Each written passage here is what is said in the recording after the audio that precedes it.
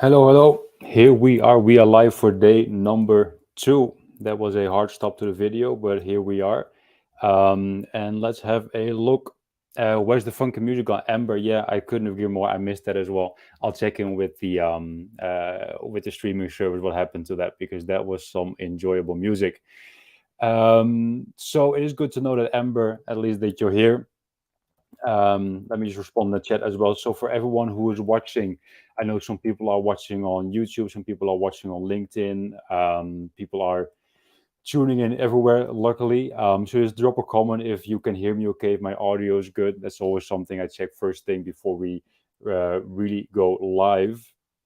And we already have our first host waiting, or first speaker, I should say, waiting for you, ready to start with his presentation. So if you could just give me a quick comment on LinkedIn, YouTube. Let me know if everything is looking good. That would be greatly appreciated. And then I already have the first question from Ayman, so I will most definitely get to the question as well. And just to remind you guys a little bit about the structure that we have today. So we'll have two speakers, well, three if you would include myself, because today I'll be speaking as well. Then you can either ask your questions during the event or after, whatever works for you. And then it's up to the speaker whether they want to address the questions during the event, if they want to address it after. So that's something that is up to the speaker. Depends on how that fits into their presentation. But then I'm on. It does seem that you can hear me, so that's good. So that means that I am ready to go, ready to rock and roll. So what I will do, I will share my screen with everyone right now. And then this is the schedule for today. So we are today the 12th of April. So as you can see, our first event of today will be from the people from Lavender. So Will Allred will be joining us. He does not really need an introduction anymore these days, but I will try and introduce him anyway. He will talk about cold email personalization. So just to give you a bit of an idea about the theme of today is really all about writing emails and about your actual emails. So yesterday we talked about finding the right companies, finding contact data, and just theory around setting up a cold email campaign and getting started with cold email campaigns. And then today we'll really dive into writing cold emails. That's something obviously a lot of people struggle with, but it's also we've had that structure. We've added this type of structure just because we really want to make sure that if you would join every single day or if you rewatch every single day, that you really have a structured course-like experience by following the stream. So that's what we can expect today. First, to hear from Will. Then, after, we will hear from a scientist, a former scientist, and I think she calls herself a recovering scientist. Wesleyne, she will talk about how to cold email, how to approach cold email like a scientist, which is going to be one of my favorite events of the week. And then after that, there will be a special guest, which is yours truly, and I will tell you exactly how you can 3x your follow-up reply rate. So your bump emails, follow-up, call them how you want. So that is the schedule for today. Then Amber lost me on LinkedIn. Yeah, LinkedIn has been having some issues these days. Well, these days, yesterday and today. So that is unfortunate. But yeah, we're also live on YouTube. So for anyone who wants to tune in live, you can join us on YouTube as well. So that is enough for me for now. So it's time to head over to Will. So I will, like I said, he does not really need an introduction these days, but I'll try anyway. So our first speaker for today is Will Allred. He is the co-founder of Lavender, and he can tell you all about what Lavender do. But it's a great Chrome extension for salespeople, and he is also the 2021 sales voice on LinkedIn. And I see Amber's back as well, so that means we can get started. Will, are you ready to jump on stage? Give me a thumbs up. Will backstage, and we'll add Will to the stream. And you are live, Mr. Allred. Hey, thanks, Hans. Appreciate it, man. All good, all How's good. everyone doing? Excited to be here. So today I have a quick presentation for y'all about inbox triage, how your prospect is going through their inbox, how to account for that. The best practices really line up well with how people go through their inbox. And so we're going to talk about that, but we're also going to talk about some real emails. So I'm going to share my screen real quick Sure. just so that we can be And mindful of time. And just for the people here, just a quick notice that also the same as yesterday, we don't have a lot of people tuning in live, but we had a few hundred people watching the replay back on YouTube. So for anyone who's tuning in now who thinks, hey, I cannot stick around for the entire event or the entire day, the replays will be on YouTube. And if you opt in on summit.lion.ai, then we will send the replays to you as well. So yeah, Will, the stage is yours. I'll leave your stream, and then that's all, everything. And if you need anything from me, you know where to find me backstage. Great. And everyone can see my my screen here with presentation up. Yes, awesome. Okay, great. So for today, key things I want to go through in our time. The first is really how your prospect is viewing and going through their inbox. I think it's a critical thing for us to talk about. We think about how we sell and how we go through our own inbox. It's very different than where the buyer's coming from on the other end. And so I want to make sure we spend some time talking about that, because when we start talking about best practices, what does it actually take to boost your response rates? You'll find that they line up really well. My favorite example, the average amount of time that someone is going to spend reading your email is perfectly aligned with how long your email should be. So we'll dive into that in a second. But one of the best practices that definitely requires a deeper call out is personalization. It's something that people tend to be challenged with. And so I want to make sure we spend some time talking about that.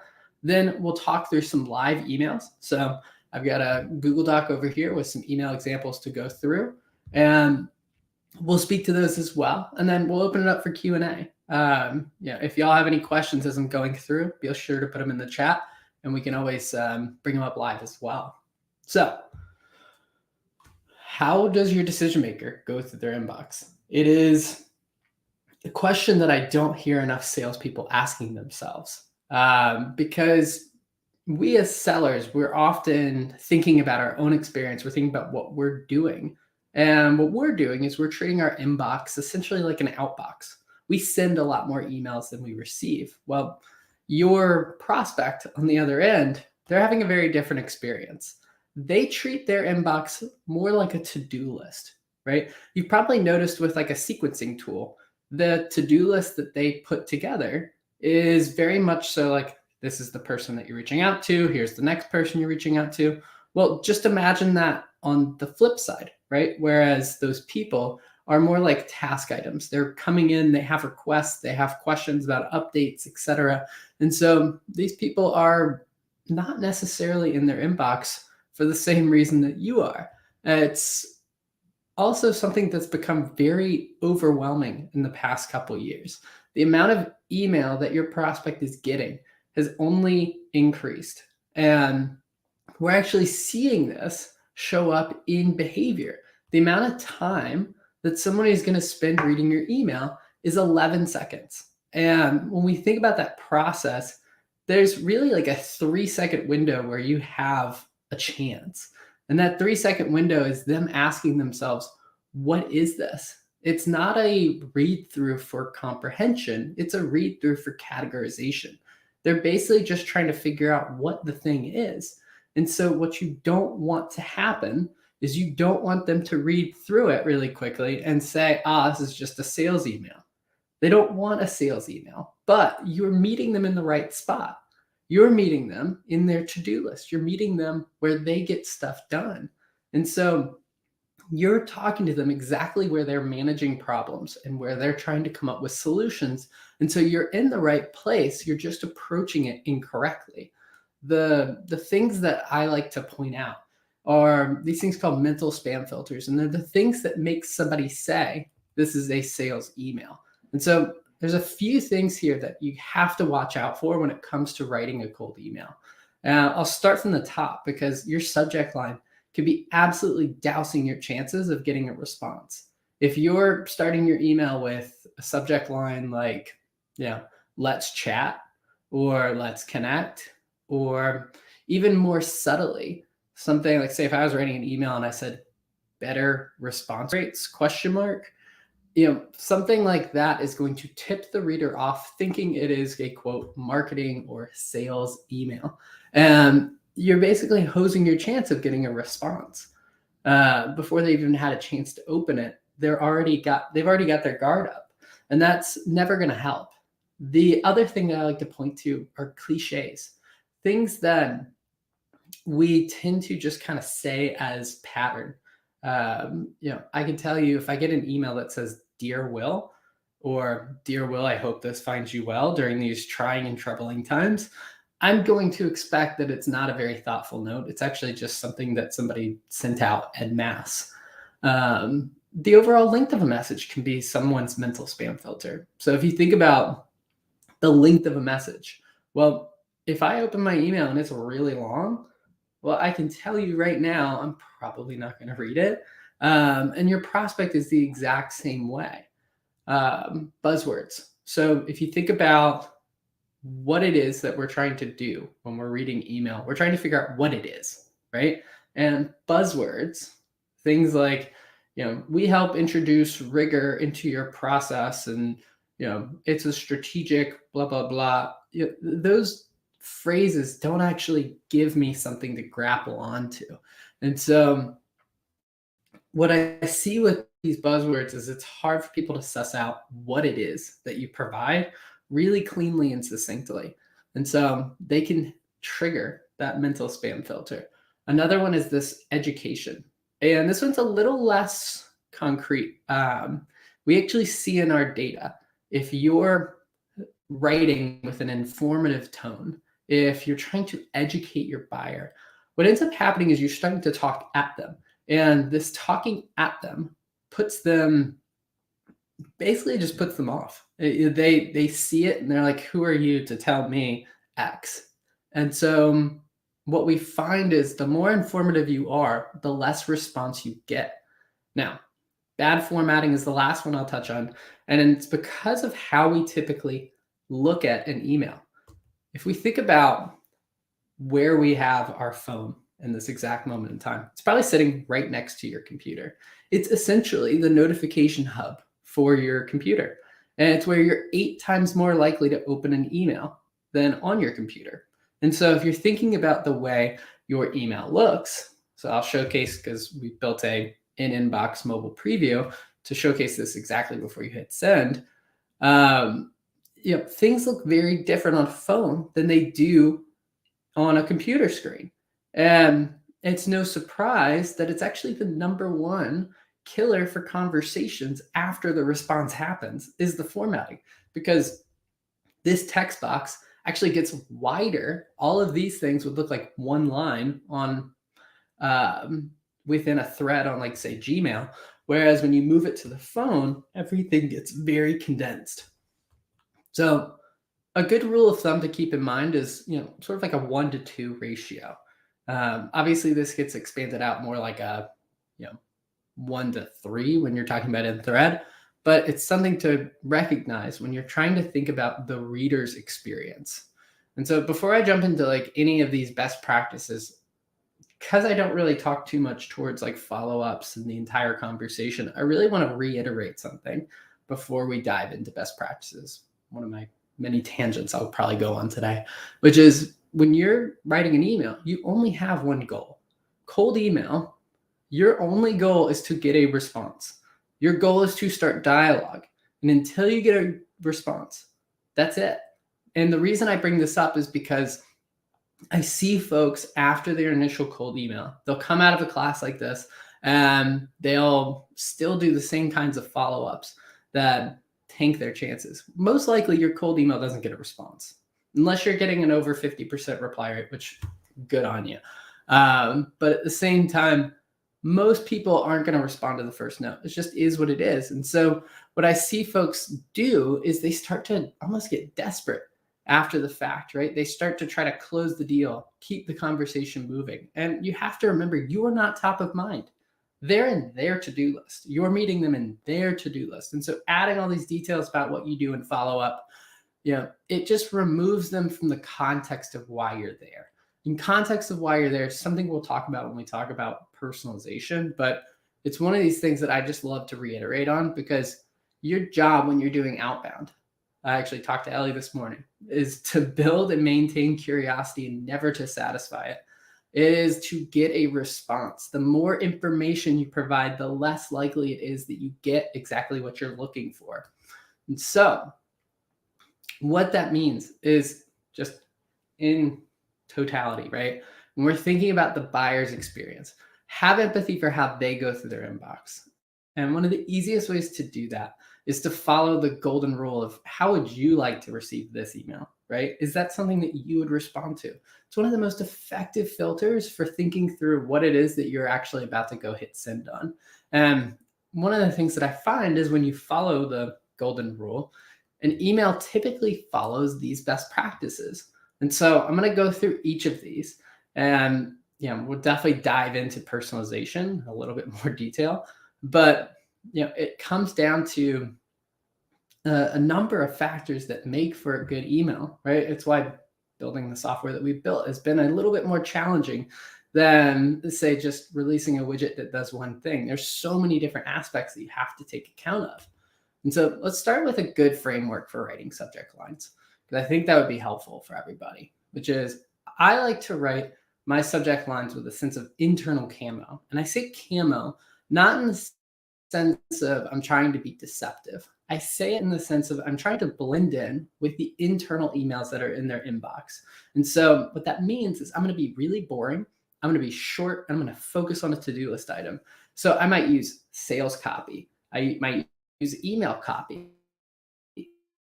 And the reason I'm going to do that instead of better emails is because I'm not likely to trigger off that mental spam filter. It's a really easy way to just speak to whatever the content of that email is in like 2 words.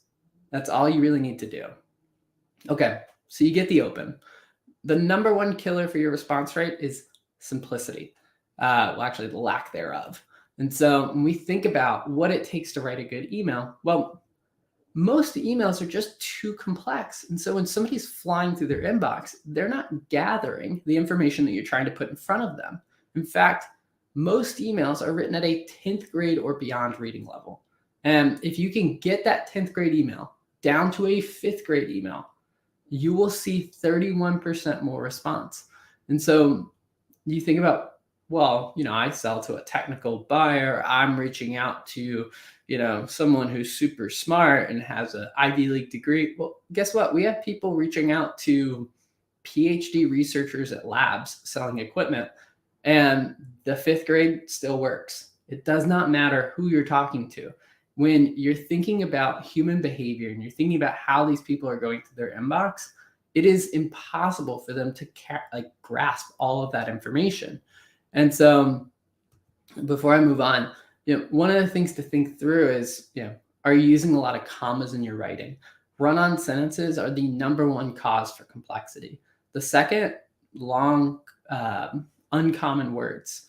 Basically, one of the easiest ways to simplify your email is to make it about the person on the other end.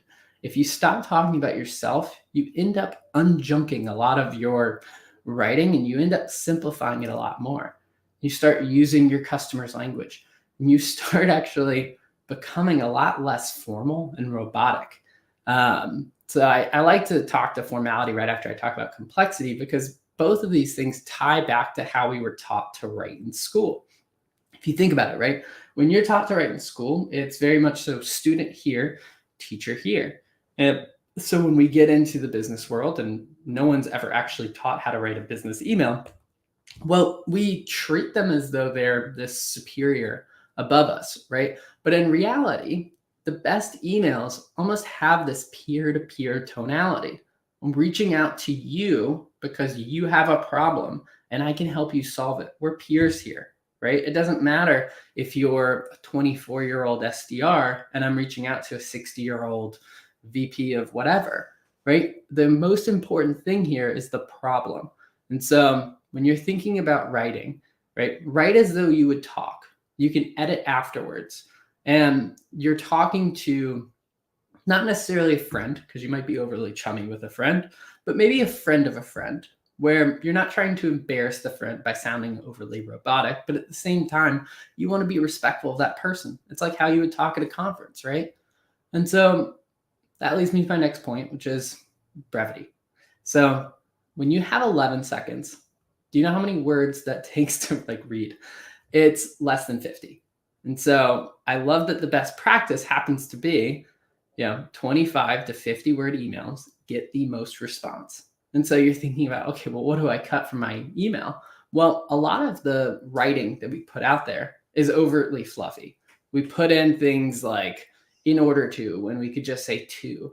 We take contractions like wouldn't and we say would not. And we just add extra length to our writing. The other thing that adds fluff is us talking about ourselves. Remember, they're in their inbox. They're not here to hear a sales pitch. They're not here to read out your landing page. And so when we start talking about ourselves and all the things that we do, it doesn't add value. The other thing to recognize, because I brought up mobile earlier, is your preview text is critical. So when they see that little notification, they see those first words, if they see just checking in, hope you're well, those phrases are hurting you. They're hurting your mobile optimization and they're adding unnecessary length to your writing. Now, the ask. So I hope that we all know at this point, but it's not always the case, that asking for time is the fastest way to not get time. There's like an old founder trope of like, if you ask for money, you won't get money. But if you ask for money, you'll get advice. If you ask for advice, you'll get money. It's the same thing with email in the sense of if you ask for a meeting, you won't get a meeting. If you ask for response, if you ask if it's interesting, you're actually 2 times more likely to get the meeting. One of the main things that I see with folks, okay, so they switch over, they move from asking for time on the calendar to doing an interest-based CTA, where they say, hey, does this sound interesting to you? Well, they don't stop there. They muddy the ask and they say something like, hey, would you be interested in learning more about how we can help increase your positive response rate? And that extra bit, that what you do there, you're not making it clear for the reader what you want because it's masked up with what you do. Instead, separate those 2 things. And so one of the things I'll show you is a framework that you can use that will make it really easy to clean up that ask. Now, one other thing that I like to point out is one of the data points that we have is you can actually get more response with a 0-question email than you can a 2-question email. And so I talk about muddying the ask. Well, when you ask 2 things, you're making it really hard for the reader to figure out what they need to do.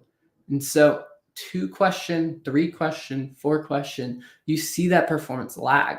One of the reasons that you can get away with a 0-question email are unsure tones. It's actually unsure tones, or being tentative, right, is one of the easiest ways to invite response on the other end. It's curious if this would be interesting. That's an example you use for your ask, but using hedge words like this might, or correct me if I'm wrong, using these phrases like usually, what they do is they help you get response. And that is your only goal, is to get a reply. And so before we jump into personalization in particular, I like to make a note, which is, you'll see in some of my examples, I still talk some about what it is that the company does. I give some context, right? But the framing of it is what's most important. It's about making it about them and not yourself. The order in which you're providing information and the context that they're trying to receive it, that's super important. It's about them, not you. And so this leads to the last best practice, which is good personalization equals more replies, right? If I write an email for you, you're likely to read it, mostly because it was actually something written for you. And it's amazing how rare this actually is. I take this quote from Devin Reed, who in Q3 posted to LinkedIn that he only got one personalized email. I mean, that's ridiculous, right? And so just taking this extra step, you're going to stand out amongst the sea of awful, awful emails. So let's talk about how to do it. But before we do, I like to point out that it is a best practice, not the best practice. And so your emails still need to be concise, simple, and conversational. It is important that you frame that email around their pain, which is where personalization comes in. But your only goal is to get a response. And so you have to follow all of those best practices to do that. Now, we all kind of know what a personalized email is, right? It's an email that's clearly written for someone. But one of the common misconceptions is that if you think about what personalization means, we inherently hear personal, but that's not actually what it's about. What most personalization tends to end up as is this weird fluff of, I saw you went to school in XYZ. I saw you have X job title. And that stuff is kind of irrelevant, right?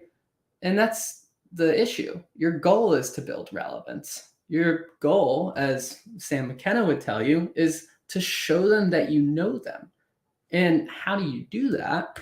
Well, you do that with a valid reason for showing up. You have to have context.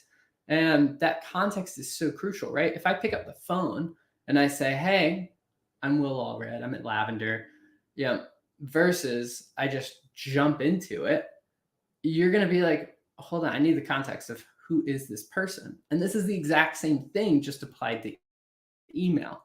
Now, here's a great framework for creating context. You start with an observation, something that is fundamentally true, observable truth, right?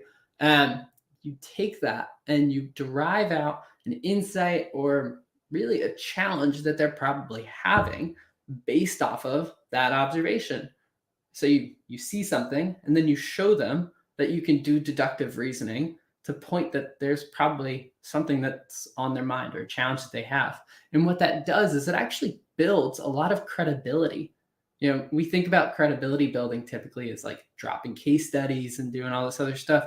But this right here builds more credibility than any case study you could ever drop. So here's how that comes to life. Hey, I saw, and maybe the observation is I saw you're hiring sales development reps. Well, I suspect you're looking into technology to help enable them to get better.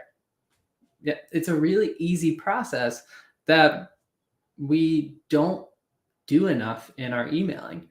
But here's the thing. When we think about okay, now we've got a sense for how we should be or what kind of information we should be looking for. But it doesn't have to be this time-consuming process. I think that's like the main thing that people always assume is that personalization is hard because it doesn't scale. And that's a failure of your process. So I love our advisor, Kyle Coleman's framework of take 5 minutes to find 5 facts so that you can write an email in 5 minutes. And it's amazing how good that email will be just because of that research that you do, right? And if you're thinking about, okay, if I say personalize an email, right? You probably have some places that you want to go. Say you're writing me an email, for example, like Twitter would be a totally underutilized place to go find info. I'm regularly venting about challenges that we have there. The thing to recognize here is what you're looking for. It's about building a process, and process should be focused around really 3 main things. What are the sources that are most reliable?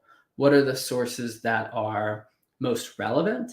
And last but certainly not least, the order in which you go to them is super important. You basically want to create a click path for each of the persona that you reach out to that says, okay, I'm going to go to their LinkedIn page. I'm going to look for the following information for the following reason. I'm going to go to this resource. I'm going to look for the following information for the following reason.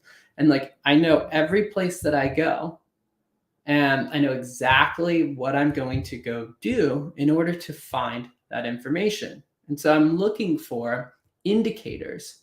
I'm looking for external signals that could tell me that they have XYZ challenge, right? It's fairly straightforward. But problem is, it requires you to understand your buyer, right? Otherwise, it's going to be really hard to know what's on their to-do list. And so, particularly with like new SDRs, one of my favorite resources to point them to is go internal into the company, talk to a customer support rep and say, hey, when somebody comes on to our company and they start using our XYZ, right? What is the current status quo? What's going on within the organization? What was the reason that they came in here? That's actually a good question to ask to other SDRs as well as AEs who are on demos, is like, what were the reasons that they took the meeting? What got them excited for it? And okay, now that you know that, what are they trying to accomplish with our software? AEs and CSMs can be a great resource for this, by the way. But it's like, what are you trying to do? What are you trying to achieve by bringing in a solution like ours? Because what that'll tell you is it'll start to give you a really clean picture in the user's eye of what problems they're trying to use your tooling to go solve for. And that messaging, you can then take that back to your outbound and what you're putting out there. And you can say, okay, what are relevant reasons that they might be having those challenges, right? And it could be they're hiring a certain role. It could be a couple weeks after a funding announcement, we know XYZ is going on within an organization, but you start to actually understand what's going on within the organization. And as a byproduct, you can start to show net new prospects that you understand their current scenario and the problems that they face. And that is key to doing your job well in sales and your job well as a prospector. Now, I told you I'd remind you of this, but it's a best practice, right? And so remember, personalization isn't something that we just like go on and on about. I've seen examples where people are like, given the following reason and given the following reason, given the following reason. It's like 1 to 2 sentences max. The framework that I showcased where it's like observation and then tie that straight into a problem, you only have 25 to 50 words. And so if you keep listing out all these reasons, all they're going to do is be like, okay, what does this person want? And then they'll probably move on because it just looked too long anyways. And so keep it short. Remember that you can still overdo it. And one of the things is I see companies and reps start to bring this into their practice and into their process is this takes practice. It's not something that you're going to be good at overnight. And so you'll learn that there's certain things that just don't matter. And you just have to be really good about kicking them out of your process and going to find new resources. If you don't feel comfortable tying something in to what you do and how it all like comes together, don't use it, right? Like I remember when we were first building Lavender, I thought it might be relevant to go check out like, now I'd go to like RepView or say like Glassdoor, but like it's irrelevant. I don't know how I'm going to tie that in. And so I kicked it out of my process fast because it doesn't matter. And so it's key to understand that we're going to make mistakes along the way. It just requires a refinement. Now, summarize that up. Personalization is not the basic information like schools or hobbies. It's also not things like a funding round, right? It's about what's contextually relevant on their to-do list. A funding round isn't something on my to-do list. It's what I do with that new funding, right? And so taking it to that next level so we can talk to their to-do list and going about building a process that optimizes for reliability, relevance, and click path so that you can do this on repeat. All right. So before I go into some live examples, I want to give y'all some frameworks to think about so that you can use. So say you can't find anything, right? Say you go through that process and they're just dark on the web. Well, there's a good framework that you can use. And so you hint that it's going to be relevant. You hint that you have some credibility to speak here. You point to some pains. You provide more credibility. Since you can't show them you know them, you have to kind of back it up with more credibility. Explain exactly what you do to solve problems, aka what you provide, and then try to start some dialogue, right? Hey, George, when I talk to sales leaders with growing teams, they're typically struggling with one, reply rates are low / aren't improving. Their team's inboxes are a black box. The teams at Brex and Sendoso are using Lavender to help. Our writing assistant helps them get visibility. They're also seeing 4x the replies. That's an issue. Let's connect. I actually got this from Christina, who couldn't be here today. But the point here that I like to point out, right, is line 1. You make it very painfully obvious that this is going to be a relevant message for them. Then you go immediately into what they're typically struggling with. Now, you don't have to use bullet points here. I just use it as an example because people usually assume bullet points are bad. And you can actually use bullet points and get a 10+% response rate. And so, like here, I point to 2 very pressing problems. Reply rates are low. They're not improving, regardless of what you're trying to do. And inboxes are a black box. Black box is a term that I've heard other sales leaders use, and so I feel comfortable pulling that term in. Now, I immediately jump back to credibility building, which I'll bring in like 2 brand names that they recognize, and then I'll explain very cleanly what we do and some outcomes that are achieved, right? We have a writing assistant. It basically states very plainly what we provide. Now, what they get on the other end is visibility. They get replies. That ties directly back to the problems mentioned, and then I use this to start conversation. I use a conditional statement. So if that's an issue, what that does is it creates an unsure tone, which in turn generates more response. Now, got another framework for you. Doesn't really talk about what we do. Kind of implies it. Works really well for social DMs. So if y'all are active on LinkedIn and you're trying to prospect there today, this will be one that you can put into action. And so it's 1 sentence that shows them you know them. And then you imply that there's something on the other end that you can do to help, but you're basically just asking a question about a problem that they have. Little to no pitch, under 50 words.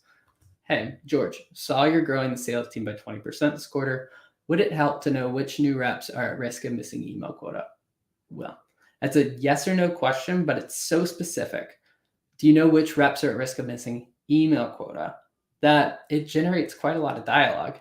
It's very specific on the front end, shows that I've done my research, and then I'm just asking a simple question that implies that there's something more on the other side. I'm trying to build that curiosity, right? I'm not trying to satisfy it.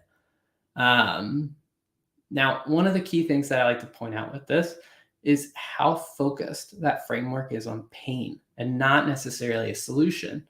So I'll wrap up here with one of my favorite frameworks, which is you make an observation, you tie that observation back to a problem or a challenge, you provide credibility to speak to it, and then you lead into what you do to solve a problem and you try to spark dialogue with that.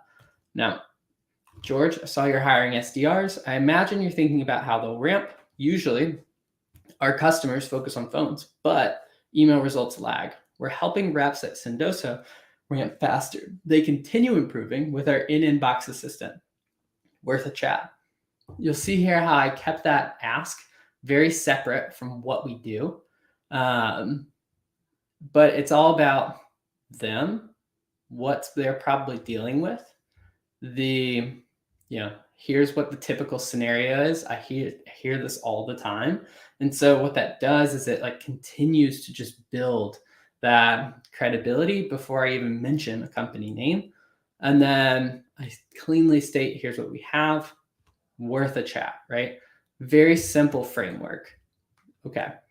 I'm going to jump to some email examples, just looking at the time here. And I'll try to cut this off at the 50 mark. That way we can open up for Q&A, or I can always just keep going through some emails. Let me zoom in real quick. I'm looking at the little screen share, seeing how much y'all can see. Okay, so email 1. And by the way, Hans literally sent these to me this morning. So I haven't even really had a full chance to write out a bunch of notes on this. So you're going to kind of watch me break this down live. Hi, Will. I'm going to be direct and tell you exactly why I'm reaching out. I work for X company name, and we use artificial intelligence to help you build internal and external apps. I want to provide you with some ideas that may help with your development. We work with many companies worldwide, and they found it very beneficial to their organization. Are you free tomorrow for a quick call? Okay, so when we look at this ask here, are you free tomorrow for a quick call? That's like the first thing that like is blaring red to me when I look at this email. It like screams to me like I'm about to get sold to. And so like I think there's just a better way to ask it. I think the specificity on when is a little off-putting. And so you'll see in my rewrite, I take that out and I change it a little bit. Now, the other thing, I'm going to be very direct and tell you exactly why I'm reaching out. You don't need to say that. It's like the opposite of what you need to be doing here. Instead, like you should approach with more context. You should at least just be like, hey, when I'm talking to early stage companies, I typically see that they're dealing with this problem. And that kind of leads me to the main problem of this email. I work at X company. Here's what we do. We help other companies. I think I have some ideas for you. You know, it's very me, me, me, me, me. I, we, we, it's they, maybe, but like really it's me. And then like there's one sentence where the main focus is you. And so when I'm thinking about this email and I'm thinking about how to rewrite it, it's just reframing it and talking about what's going on with their organization. So let's rewrite it. Okay. Will, it looks like you're hiring for operations. Now, it doesn't have to be. I made up this example of reason to reach out, but the point is I could rewrite this as, Will, when I talk to early stage founders, I typically hear they're focused on building out systems, putting the process on paper. Our software builds software for internal teams. We put your process into code. Open for a quick chat to see if we can help. Now, in my mind, I get a much more concrete sense of what they provide from this writing just because of how it's framed, right? It's, hey, if you're building out systems to scale up your process, well, we turn that into software for you, right? And like if you're an early stage company, if you're in operations, if you're a founder, this is crucial because you know it's key to you being able to scale. And the challenge is just how do you make that obvious for the reader on the other end? Well, the idea of artificial intelligence, building code for your, all this, that, and the other, it just like, it didn't necessarily hit home with me. And so like, I honestly wanted to lean into this idea of, it's like Zapier, but for your internal teams. Obviously Zapier is something different. So like, I couldn't necessarily say that. But this is sort of like a quick way to make it obvious. Then open for a quick chat to see if we can help.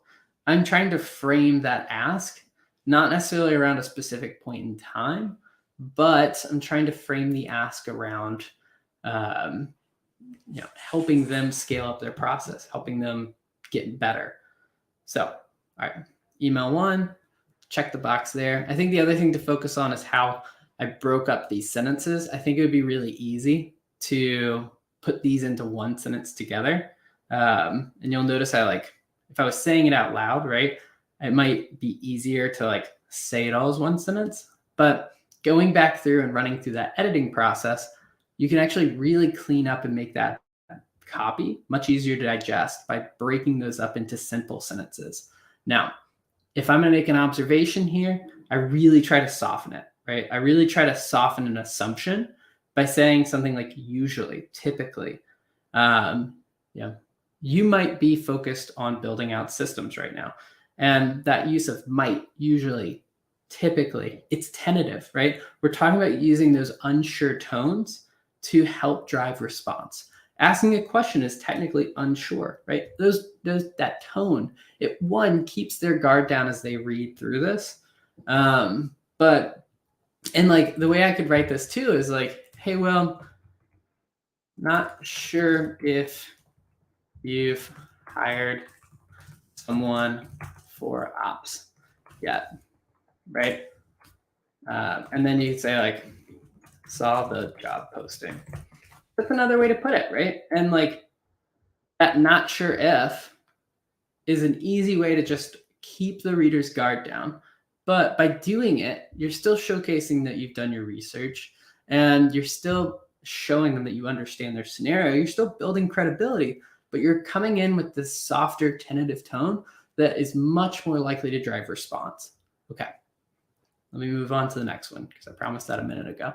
All right, Hans, you sent me this one and I was like, holy moly, this is long. And the reason I want to bring this one in is because I talked about mobile optimization. Let me show you real quick what this looks like on a mobile phone. You'll see I was editing these beforehand. But if I put this on a mobile phone, look what happens. This email is so like these blocks of text are massive. And it's just really hard for somebody to go through and cleanly pick up on what's going on here with this email based on what I'm seeing. And so like I'm looking at it and I'm like, that is one giant wall of text. There's more down here. I'm probably not even going to scroll if I'm on my phone. And okay, and I got sending regards from Boston, which like adds a nice warm personal touch, but like no one reads this thing. I'm just going to tell you up front and now, like there's like this random ask for time here, you know, this weird, like, I hope you don't mind me getting in touch.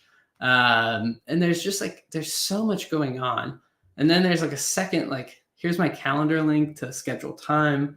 Like no one's ever going to click on that calendar link. Sorry, I'm going to make people dizzy by zooming in and out. No one's ever going to click on that calendar link. It's tax season. So let's talk about this email. And by talking about it, I mean, let's just go to the next one, which is my rewrite, because I think you'll actually learn a lot more from seeing how I rewrote it than you will from trying to parse out what's going on within there.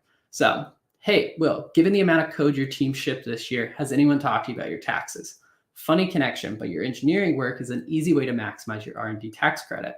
Most founders fail to maximize this. Easy boost to cash flow. Worth a chat. Sending regards from Boston.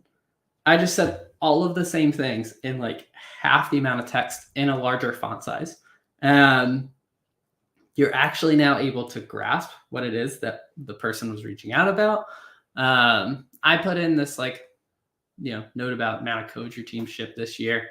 You could probably make that less personal and still get a similar result. Maybe it's, hey, Will, has maybe okay, here's how I'd approach it. So maybe I'll do dash. So I'll say with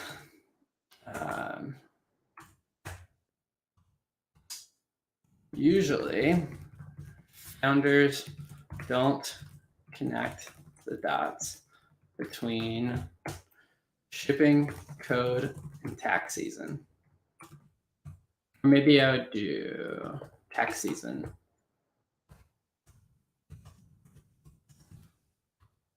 And shipping code.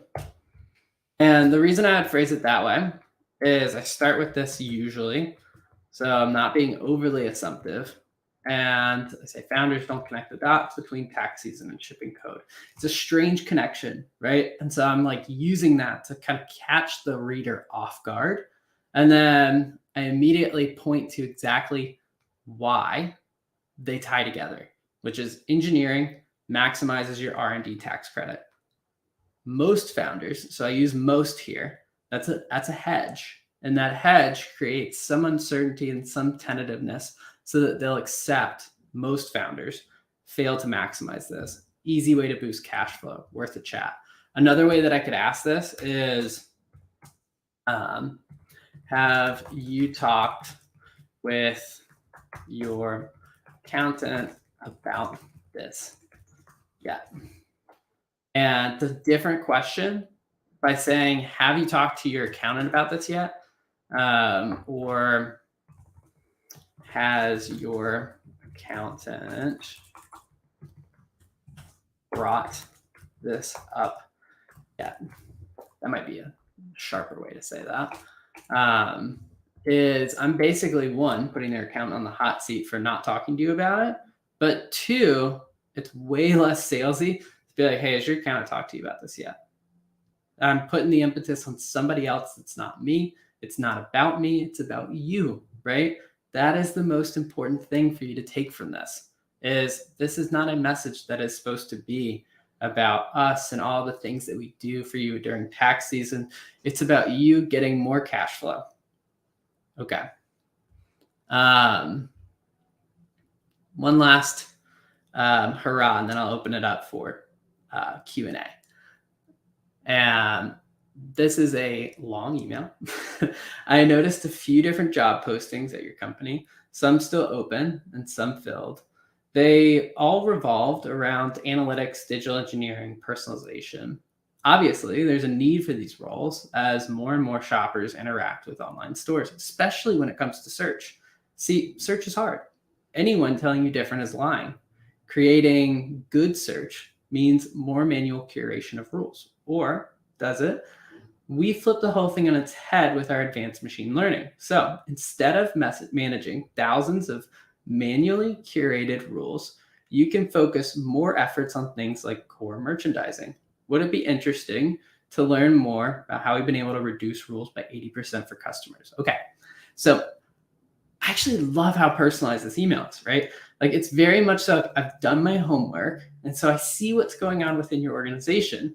Where this falls flat is the complexity, right? There's so much going on here. It's too long, it's too wordy. And so there's really easy ways to clean this up. Like I love the way this starts, right? All these like analytics, digital engineering, personalization roles, like I've done my homework, but you lose them within all of this other stuff. The C search is hard. Anyone tell you different is lying. Like they probably never made it to the fact that you have advanced machine learning. And let's be honest, they don't really care that you have advanced machine learning. And so how do we rewrite this? How do we make this easier to understand? Well, one of the easiest ways would be this ask, right? Would you be interested in learning how we've been able to reduce rules by 80%? I talked about this. I talked about the fact that if you're making an ask, simplify it, right? So here's how I rewrote it. Take it for what you will. Well, correct me if I'm wrong. It looks like you're investing heavily in your site experience. Your careers page gave it away. I suspect site search is one of those investments. It can be tricky. Instead of trying to manage complicated rules, we make it easy for shoppers to find what they need. Want to learn how? Now, a lot of the stuff above, I could reuse in a follow-up, right? So, given the open roles around analytics, digital engineering, and personalization, wasn't sure if you had seen my note, thought you might be investing in site search, open to seeing how we can help, right? I think something like that would be a great follow-up, and it would reuse a lot of that original personalization. But you'll notice a lot of the AI, all the issues that we talked about within that first email, took a lot of that out, right? I just implied that we can help. I just implied that we can solve for it. And the reason I can do that is because I can kind of show them that I already know them and I understand what's going on. So if I was going to do a subject line for this, I would do either something like search rules, or I would do, let's see, I would do digital engineering hire, something like that, which basically kind of speaks back to a to-do list item. Okay. I realize how much time we've got. We've got 5 minutes. So I want to talk about your questions, what's going on. So let me pause, and how do I stop sharing over here? And I can answer any questions you all may have. I'm back as well. So that's more good news. Hey, Hans. Hey, Will, that was amazing and phenomenal. I think, let me just scroll back here up to what Debdura said, and they said, I cannot believe I'm getting this valuable information for free, which I think really, really sums up very well what everyone has been thinking for this past hour or so. And again, said it was a great session. and then Maxwell is jumping on that bandwagon as well. I think this was phenomenal. I'm very, very happy that we recorded it, and I'm going to be charging money for it in course format. And I think that only makes sense because this was great. So usually I ask a couple of questions as well. But as you said, we have a few minutes left here. Amelia, thanks for joining us as well, for tuning in as well. And she thought it was brilliant as well. So we have a question here from Maxwell. So he is asking, calling after a prospect opens an email. So you're tracking the emails, you see, hey, they've opened the email. Do you pick up the phone and call them? What is your opinion on that, Will? I'm not against it. I mean, if you can coordinate that timing well, yeah, kudos to you. You'll probably see a higher hit rate on that phone call. And yeah, if you're reaching out to somebody in sales, they'll probably know what you're doing. But if you're reaching out to somebody outside of sales, it'll just seem like you have really good timing. Yeah. Or if you just follow Will's instructions, then your email in itself is good enough to get that response, I would say. Yeah. Well, hopefully what they're doing is like, oh, it's so funny you called. I'm literally in the midst of replying. Exactly. Then let me see, because we have a bunch of questions coming in because everyone wants to get access to that brain of yours. So let's see. So on, I think I'm pronounced that Tati because that's the middle name. Is asking if they can still send an email. So try drop that in the comments. We have a couple minutes left, and maybe we can have a look at that. Otherwise, just send it to Will either on Levern.ai or on LinkedIn, and he can probably have a look at that. Yeah, for sure. One of the question from Debduda, I'd like to know what would be a good message after they accept a LinkedIn request. Exactly. I wrote an email about this in my newsletter on Sunday, and so it's top of mind. So you'll catch a familiar pattern where I go back to an observation, and then I try to strike up conversation around that observation. With LinkedIn in particular, one of the things that I think we forget about is those connections are going to last a whole lot longer than the job that we're holding in this current time, right? And so when we think about what kind of question we're going to ask, maybe it's not necessarily completely tied to what you do. Maybe it is. Maybe it's something that you can pull back. But like one of the things that I like to do is I like to look at like someone's job history, and they'll be like, hey, given you're coming into an SMB role from previous enterprise company, I'm curious how you've seen the sales process differ, right? It's like a super simple, thoughtful question that like starts up conversation, and maybe the conversation veers towards what you sell and what you do. But even if it doesn't, right? Don't force it. Just let the conversation die if you have to, right? And just like take a deep breath and come back like a week later and just be like, hey, was reflecting on our conversation and wanted to see if you'd be open to learning more about blank. We're helping XYZ with ZYX. And like keep it short, keep it simple. That little box on LinkedIn is so small that you really do have to keep it to like 20 to 25 words. Thoughts on video and a cold email. I like it in the follow-up. It's an interesting sort of touch point that stands out. You think about memorability of what you're doing. It's a pattern break, right? And so they see your face. They might see like a screen share that you're trying to show them.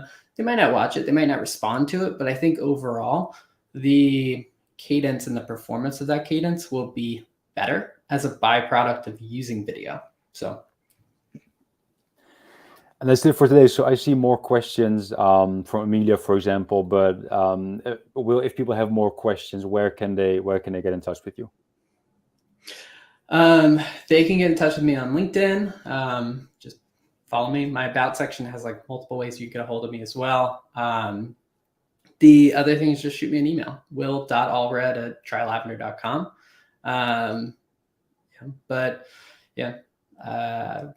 That's it. Makes sense. Yeah, I can imagine people have a lot more questions. I have more questions. I've written down a few questions, but I'll try and get to those later because, well, you've definitely delivered a ton of value here, and people just want to, they cannot get enough. But the next speaker is already behind the stage, is already, well, a virtual stage, and is ready to go.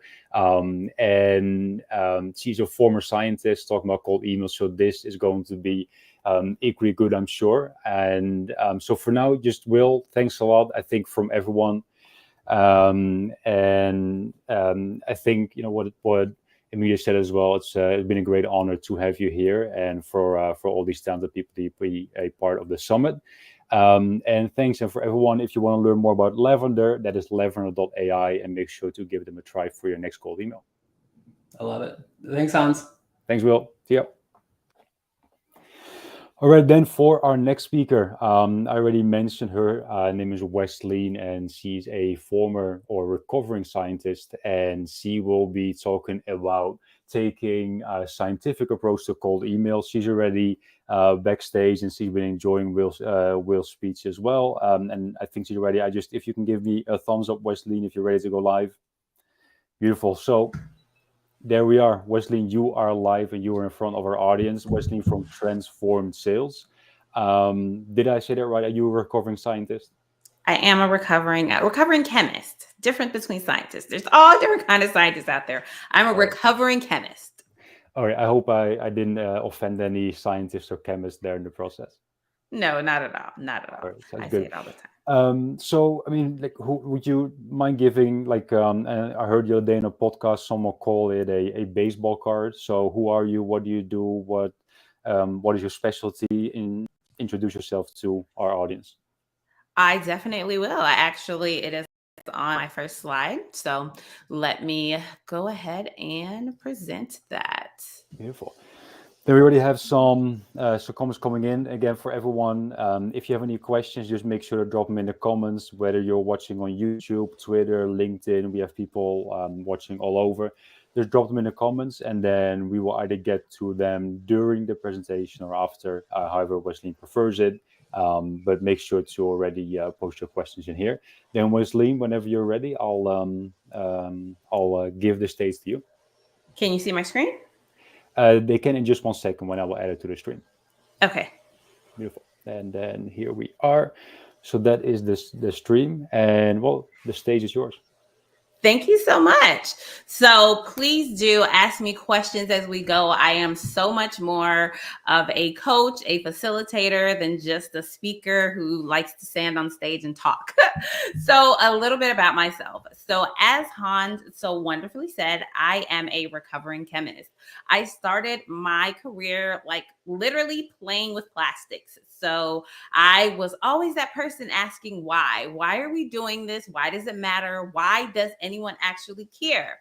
And I found myself in sales. And as I transitioned to sales, I loved everything about it because I was really able to help people understand these are the actual challenges you're having. And this is how my solution can help you overcome those challenges. So I am with Transform Sales. I'm a certified OMG sales assessment and evaluation practitioner, which means that we use a scientific-based approach when we're evaluating sales teams, sales hires, as well as a certified gap selling trainer. Anyone who knows Keenan, I am certified on that methodology. So now let's kick it off. And as I said, send me your questions as they're coming up.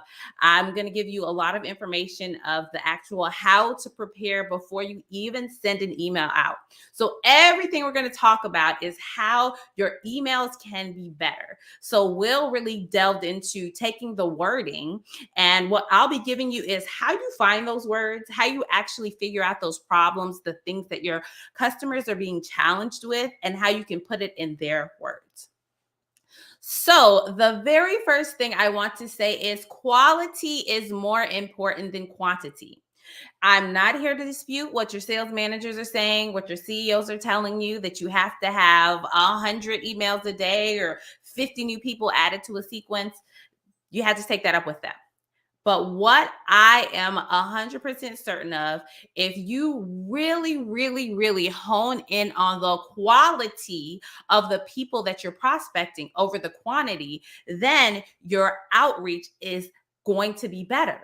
So would you prefer to send 100 emails a day and get a 2% open rate, or send 10 emails with a 50% open rate? So what's that? Would you rather get 2 emails open, or would you get 5 emails open? Obviously, we want much more, but I'm going to pose this question to you guys. What do you prefer? Drop your comments in I want to see them in. So drop them in. B, all right. I see you, line. What else do we have? And I want to know why. Like, when we think about email, it is not just, I need to do something. It's not just checking a box. What we actually need to do is we need to ensure that we're actually getting people to open our emails, and we want them to raise their hands, right? And we know from all the statistics out there that the first email is probably not going to get a hand raise, but maybe the second or the third. So every single email that you have, there's a multiplicative approach. So I see a couple B's popping in, and I'm going to continue on. Low open rates are discouraging, right? It makes you want to stop. You're like, why am I even doing this? This is a waste of my time. So you must first start with research, right? Research. And what I mean when I'm talking about research is, I'm not talking about prospect research. This is where so many of us are focusing. We're like, okay, I got to know everything about my prospects. I got to know where they went to school and what they did and how this was and how that was. But that is actually not what's most important. Think about your competitors. Because even though you're like, we're the best thing out there since sliced bread, there's nobody else that's doing this as good as we are. But they are. So the first step is just Google your company's name plus competitor. And you're going to get all kind of websites that are going to pop up. And a lot of your competitors, depending on how big they are, they're probably even going to have ads that are showing up with when you type in your company's name. So Google it. And what are you looking for when you actually Google the company's name and the competitor? You need to understand what they're doing better than you. So really, what's your competitors doing better than you? I don't want you to put the competitors' names in the chat. I don't even want you to put that down, but I want you to write it down, and I want you to be honest. What do they do better than you? I'm 100% open, and so I'll share what I know some of my competitors are doing better than me. Some of my competitors have been around a lot longer than me, right? So I have to think about that. If somebody comes to me and they're like, well, Wesleyne, you've only been doing this for 4 years. And I'm like, yeah, I've only been doing it for 4 years. But does that mean because they've been doing it for 20 years and they still are crappy? That doesn't mean that I'm not good. You see how I turn that around? So yes, this is an objection that I know is going to come up. Oh, Wesleyne, you are so focused on sales managers and sales teams. You don't really think about this or that. Your competitor does. Okay, well, what are the results that you've gotten from the competitor? So what I really want you to think about is, what are they doing better than you? So everyone, make sure you write that down. We're going to have some more interaction in the chat coming up, but I really want you to think, what are my competitors doing better than me? All righty. So now let's keep on rolling. Read their case studies, customer reviews, their about page, everything.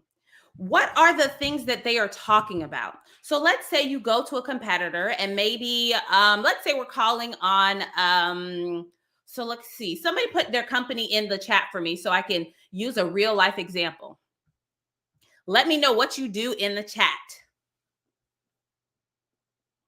And when we're going through their case studies and their customer reviews and even their about page, we're looking at, what do they say about themselves? Are they really proud that they are able to have a 90-second response rate to every new customer that comes in? Are they really excited that they have just gotten their first round of funding? Are their customers talking about how awesome the product is, how good their service is? Like, so all those things that I was just talking about, what did you hear? The similarities. Customer service. Okay, so competitor A is really strong in customer service. Their customers are thinking about them as the standard in customer service.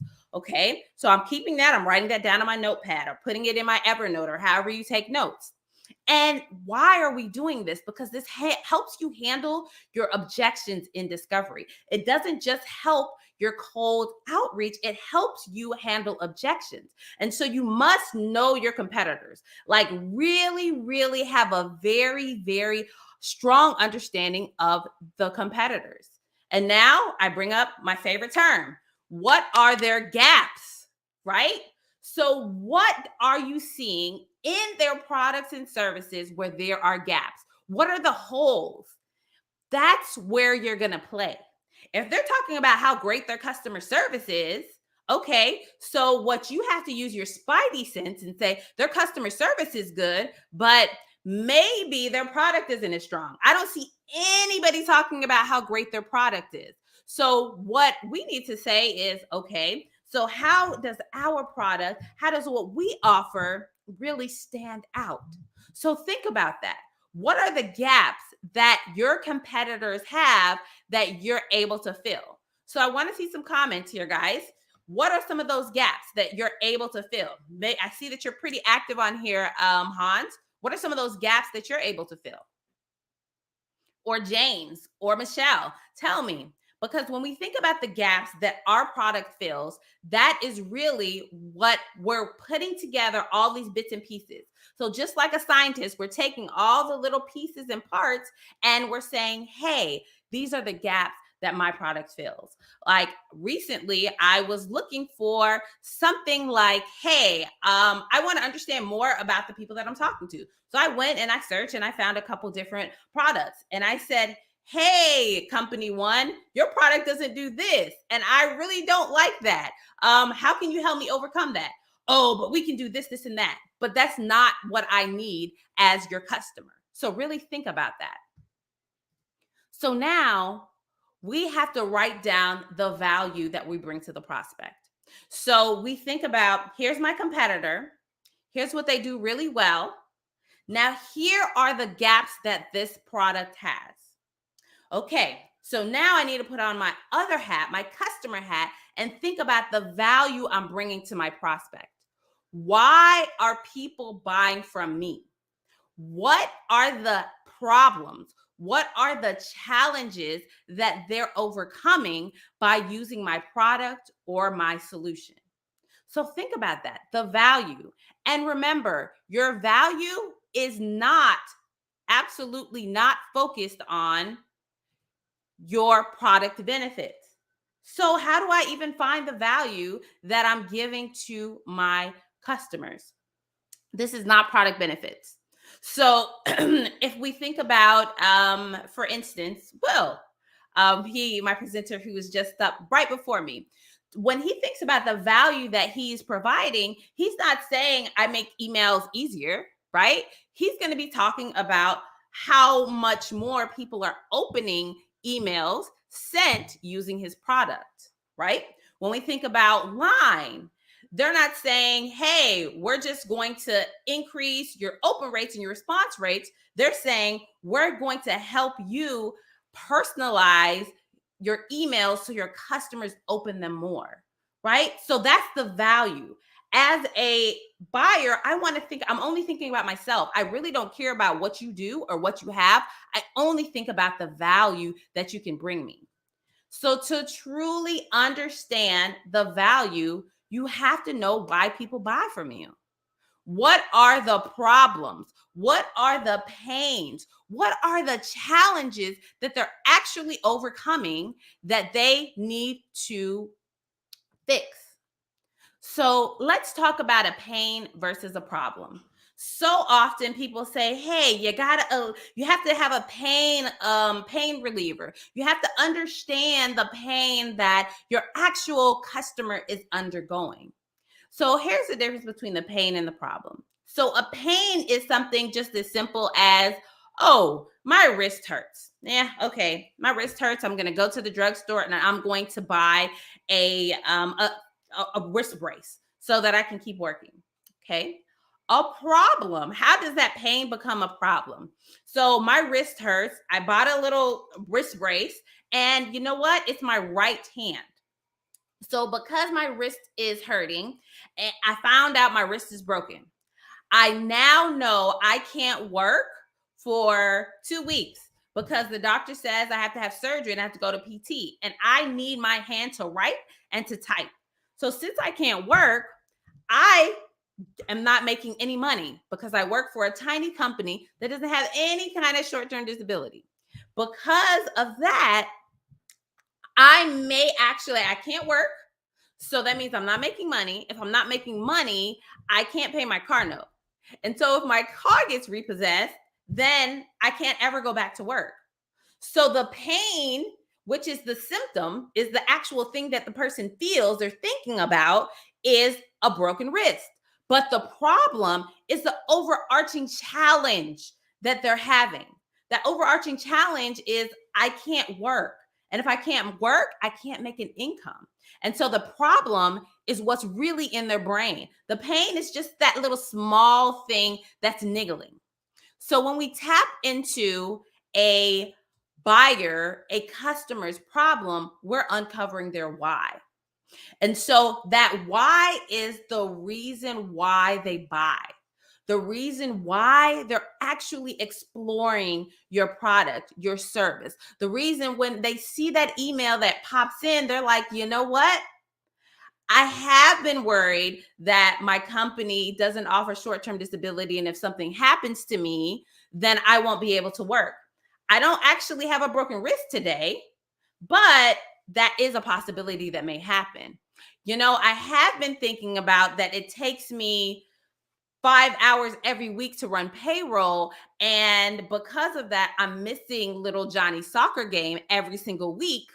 So I guess I'll listen to you. I'll give you a chance because I want my quality of life back. It's not about the payroll software that you sell. It's about the fact that this person is missing so much time and their quality of life is diminished, right? So we have to get below the surface of what we typically think is just the pain. This is the pain the person is having. These are the things that they're challenged with, and really understand that problem statement and that deep underlying why. And so you're like, okay, I'm tracking with you, Wesley. I got to do some competitive research because I have to figure out where my competitors are really good, where they're not so good.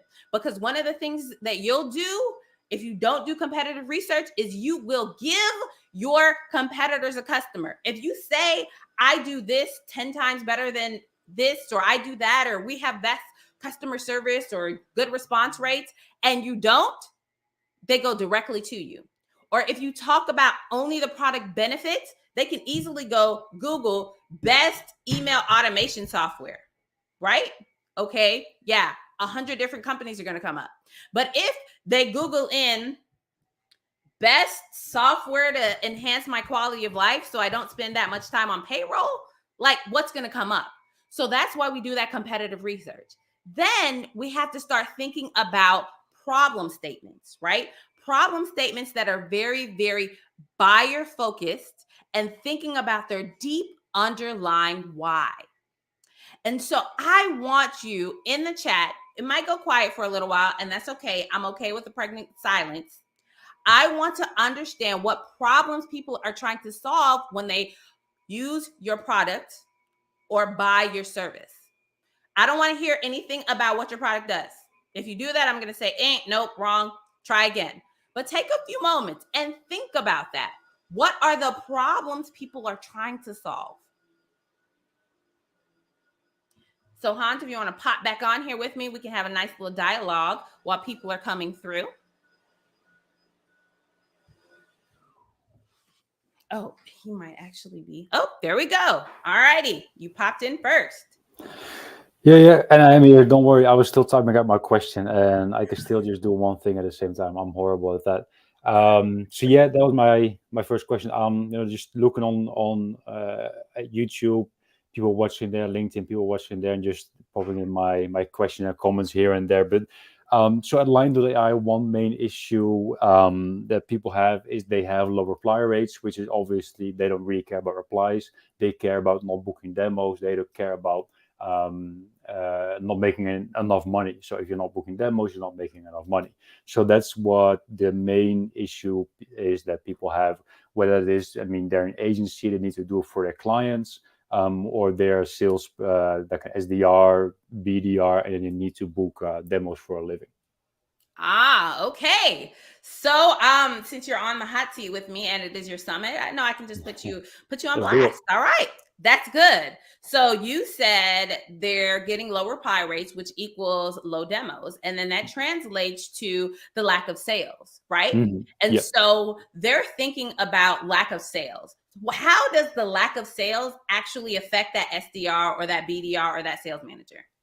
Well, it affects their livelihood. So they're thinking, hey, I'm not going to have a job for much longer. I'm not going to be able to feed my family, to eat. I'm going to have to start looking for a new job. Okay.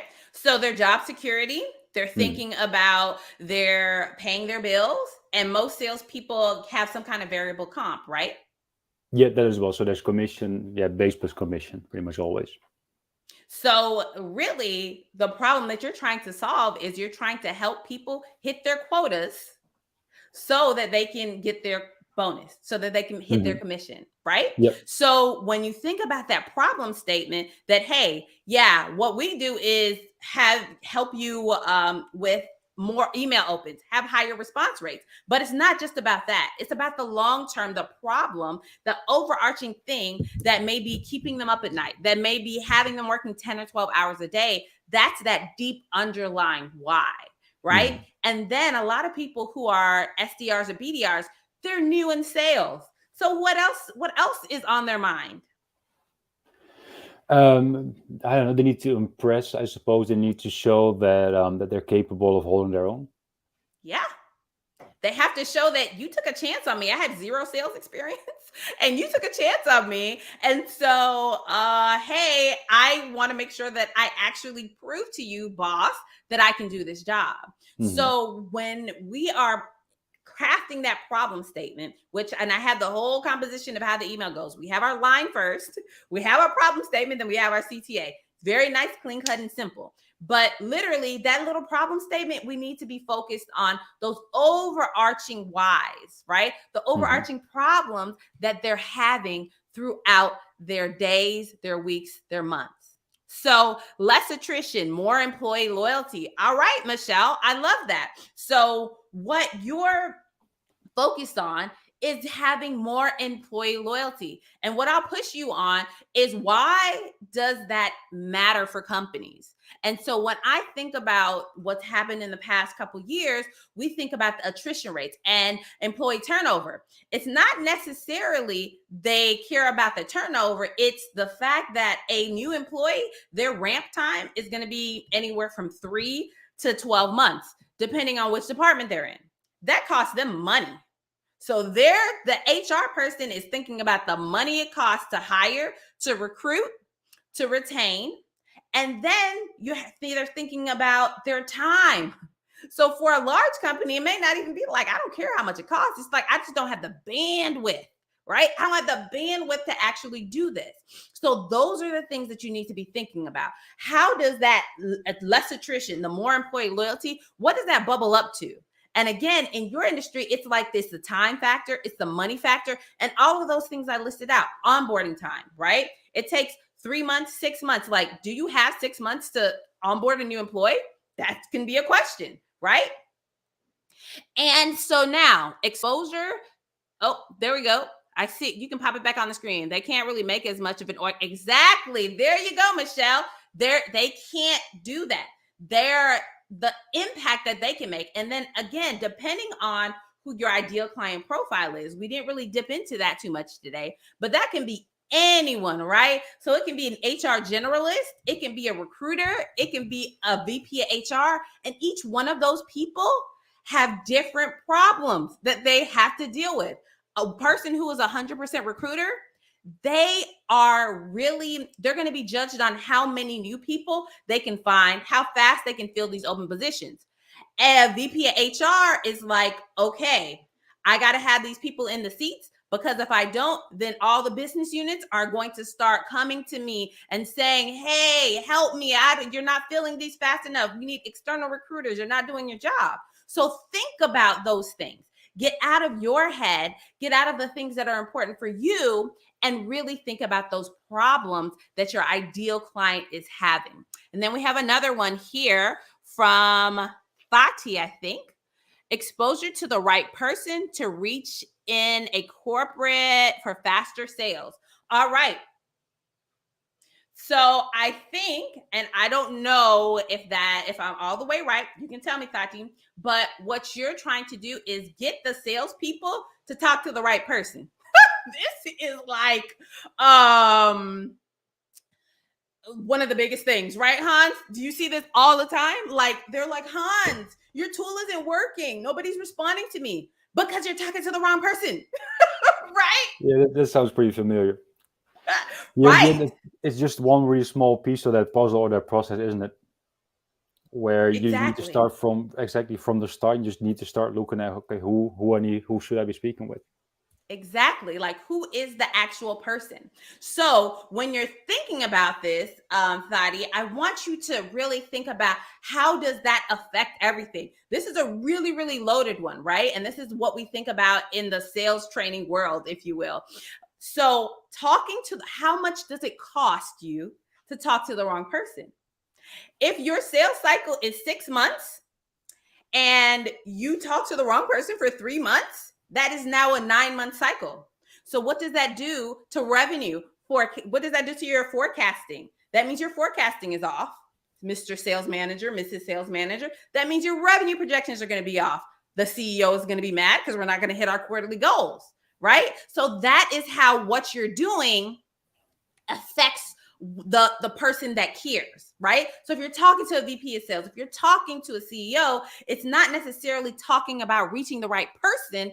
It is really talking about how not reaching that right person, it's making their sales cycle longer, their forecasting is off, as well as their revenue projections. So I want you guys to get out of your heads.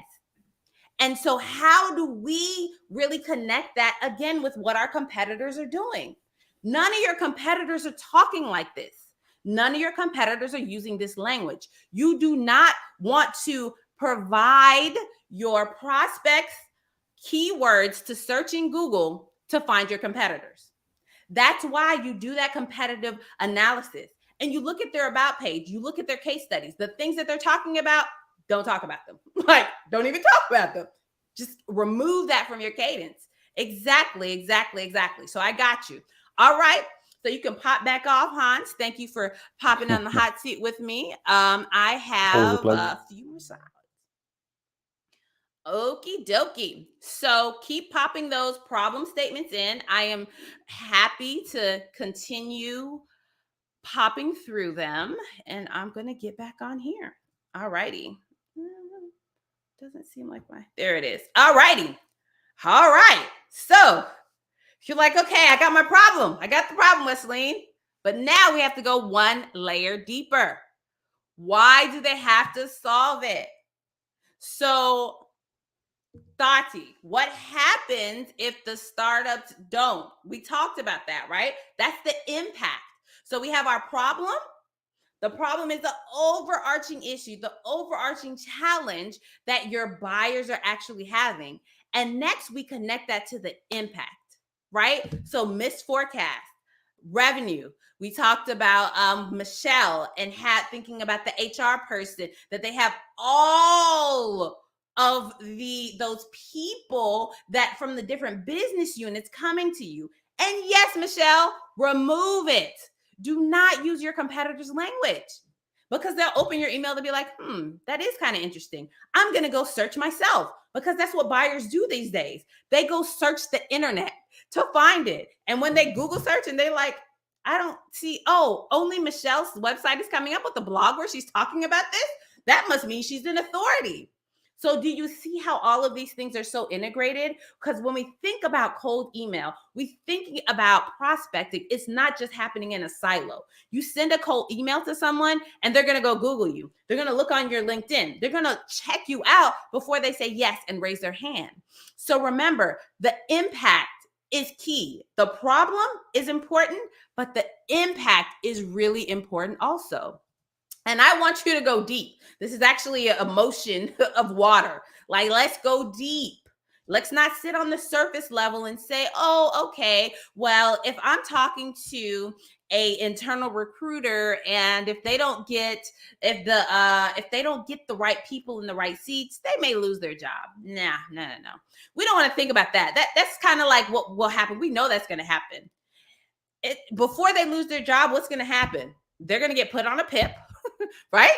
So we know they're going to be put on a performance improvement plan. Nobody likes that. Once they're put on a performance improvement plan, what happens is they lose motivation. So you have an employee that you're only getting 50% productivity out of. So those are the kind of conversations I want you to have in your brain. Like, really think about, what is the impact of this professionally and personally? If they don't solve this problem, how bad will it be personally and professionally? And at this point, all we're doing is we're compiling things right now. So you'll have a Word doc, you'll have a OneNote, Evernote, whatever you use for notes, and you're just typing things out. You're just writing them out. And you say, okay, if this HR generalist doesn't solve this problem, these are all of the things that will happen to her personally.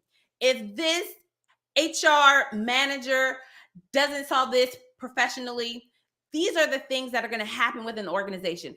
All of their colleagues, because if they're a VP of HR, all of their colleagues, they're coming to them and they're asking them things. They need them to fill positions. And so what happens? They're getting the stress. Then they're sitting in those executive meetings and everybody's pointing at them saying, you're not filling these positions. Everybody you hire is washing out in 3 months. That's a huge thing. Get to that inner core. Stop being on the surface. Inner core is where you want to be. And if you don't know these things, if you don't know why, if you don't know the why, if you don't know the problem, if you don't know the impact, don't guess. That's the worst thing you can ever do. Don't guess. Do a win-loss report. Go find 5 of your wins and 5 of your losses and ask them questions. Who else did you evaluate as you were coming to this decision? Why did you choose me? Why did you choose us? What were some stumbling blocks along the way that you encountered during our sales process? If you didn't choose us, what else would you have done? One of the key things that you'll find here is sometimes you don't lose to competition. Sometimes you lose to not doing anything. And the reason you lose to not doing anything is because you're making it so complicated that people are like, oh my gosh, it's going to take me 7 months to implement this solution. It's going to take me 7 hours to implement the solution. During that sales process, you do need to be realistic, but you don't need to give them everything. So understand why you win and why you lose. Think about the full picture. And like I said, it's like, I have all this data, Wesleyne. I have all these words. I have all these interviews. What do I do with this? You take this information and we compile it all, and we're going to put it into our unique problem statement. This is not unique value proposition, okay? Because value proposition, everybody wants to talk about the value they bring to the customers and all that jazz. This is your problem statement, your unique problem statement. And what that is that those are the problems that you're solving for your actual prospective buyers. the problems that you're solving for the ones that you want to be your raving fans. It includes the impact. It includes the problems. It helps them understand this is why you need to say yes after the first email or the second email or the third email. So you insert this after your line personalization. Yes, personalization matters. People don't want generic emails. Remember, at the beginning, we talked about quality over quantity. So what does that mean? It is better to send 10 good emails than 100 crappy emails. So personalize those emails and have that problem statement in. And this is the incline, right? So once you hone in on that ideal client profile, you say, I am looking specifically for HR generalists that are in startup companies within the Midwestern US, then you can get wide, right? You can get wide after you hone in on who that person is specifically, but you don't get wide yet. So you start low. If you're just starting out with cold email, you start with like 10 per day. Get it all figured out. And then once you get those 10 really good, you're like, okay, now I know I can include this problem statement. I know how to do my personalization. Now I can hit it harder. I can go 50 or 60 a day. But start small, get it good, and watch the data. Data is important. What are the open rates? What are the reply rates? How often are they clicking? What are they doing with your emails? And sometimes you'll see whatever you're using as your sequencing system, whether it's, I won't name anybody, but whatever you're using as your sequencing system, you should be that undercover person and you're looking, oh, they opened my email 5 times. They never raised their hand to say, I want to meet with you, but they opened my email 5 times. I saw somebody in the previous section ask, well, after they open an email, is it okay to call them? Absolutely. Like, you should be that person, right? Okay, Mailshake, there we go. So Mailshake, what they do is literally, it's personalization. It is doing your prospecting at scale. So you load everybody up, you put them in your sequence, and you have these emails all ready to go, and you go boom, right? So again, make sure we have some good problem statements. So I have a couple that I just came up with off the fly, right? And so if you have a problem statement that as you're listening to me, you're putting the bits and pieces together and you're like, okay, Wesleyne, I want to try it, drop it in the chat and I'll give you live coaching right here. So again, distributors in the Midwest are getting squeezed from customers on pricing, which impacts their gross margin. With such low gross margin rates, making updates to their facilities has become a challenge. So literally, I am targeting a distributor in the Midwest and I'm speaking their language because I know that this is something that is happening. They're getting squeezed and squeezed and squeezed. And what we know about distributors is they live, breathe, and die on gross margin because that is all they think about. Revenue doesn't matter to them. So one, I'm speaking their language. It is important to speak your customer's language. They know, okay, gross margin, they're speaking my language. And I'm talking about updating their facilities because they know that, hey, all of the Amazons of the world and all of these huge distribution houses, they have these new modern facilities. So this is something they're thinking about. When a sales manager has more than 10 direct reports, they spend less time they spend more time putting out fires than coaching their teams. This leads to missed forecasts because they take their eye off the strategic growth. So again, I'm talking about a sales manager that this is literally what they're experiencing every day. They're not able to sit down and eat lunch in peace because they're helping this person or that person and that person. And the challenge is their team is too big, right? And so they're missing their forecast. They can't grow strategically. So that's the problem statement, right? And the impact is this is impacting them because I could even take this further. They can't grow. They'll never move out of that sales manager role because they can't grow the team strategically. So those are just a couple examples that I had. And so I want anyone put it in the chat. Hans, you can pop back on here and let me see if you can come up with a problem statement that we can use. Happy to be back. Problem statement. Yeah, with an impact. Give me a problem statement and I think we'll have one impact. coming from Fati in just a second. So let's give her a minute to type. Okay.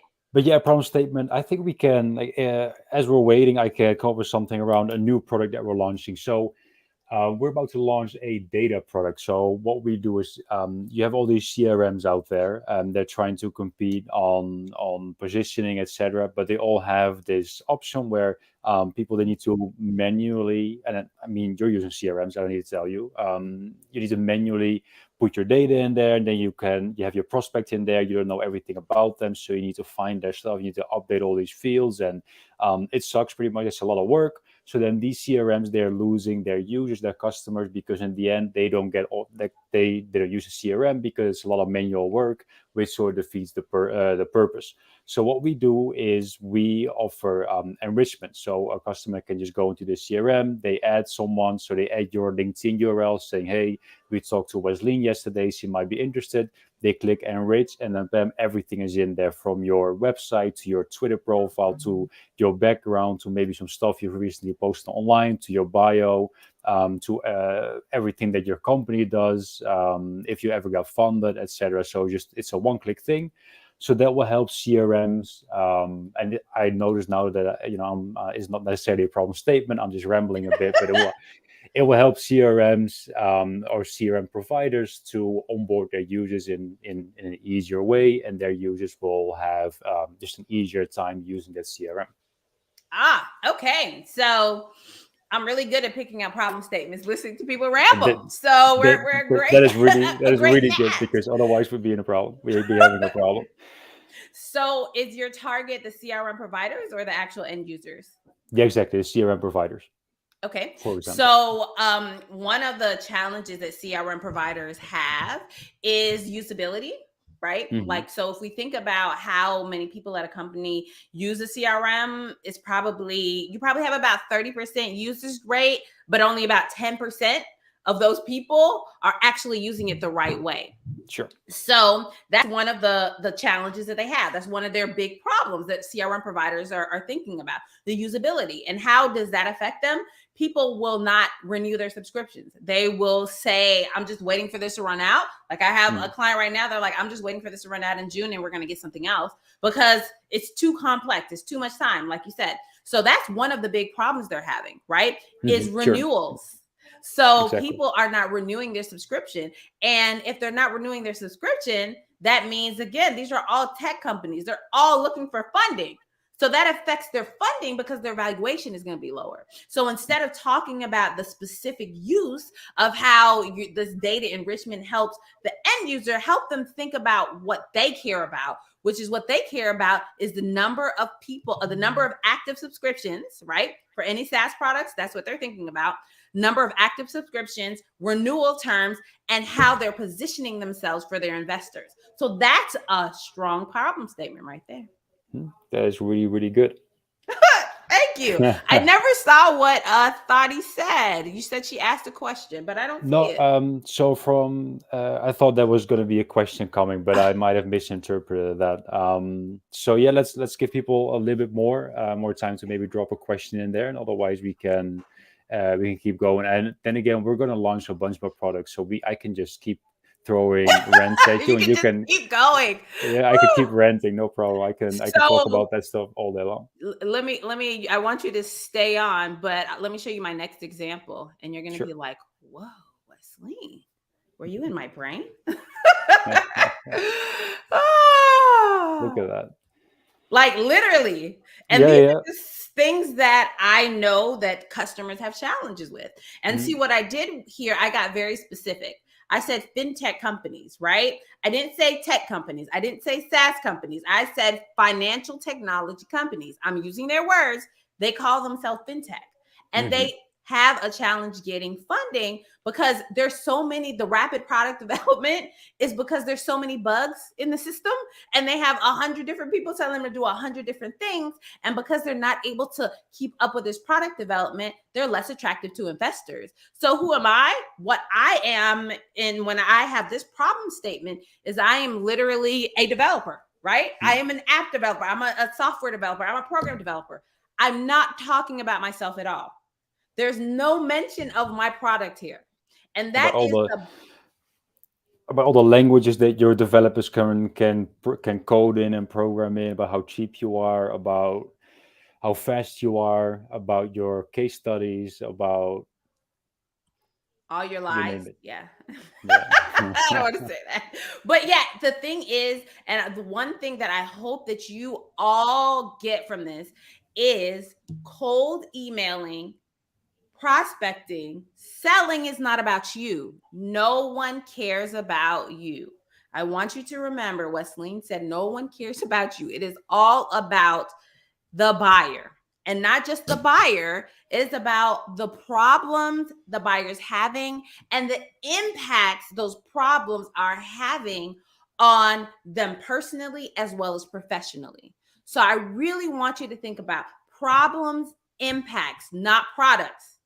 No products. When you're cold emailing, and I mean, this is all through the sales process, but we're focused on cold emailing. You really shouldn't even be talking about yourself in here. So the last slide that I have is just my contact slide. So you can send me an email.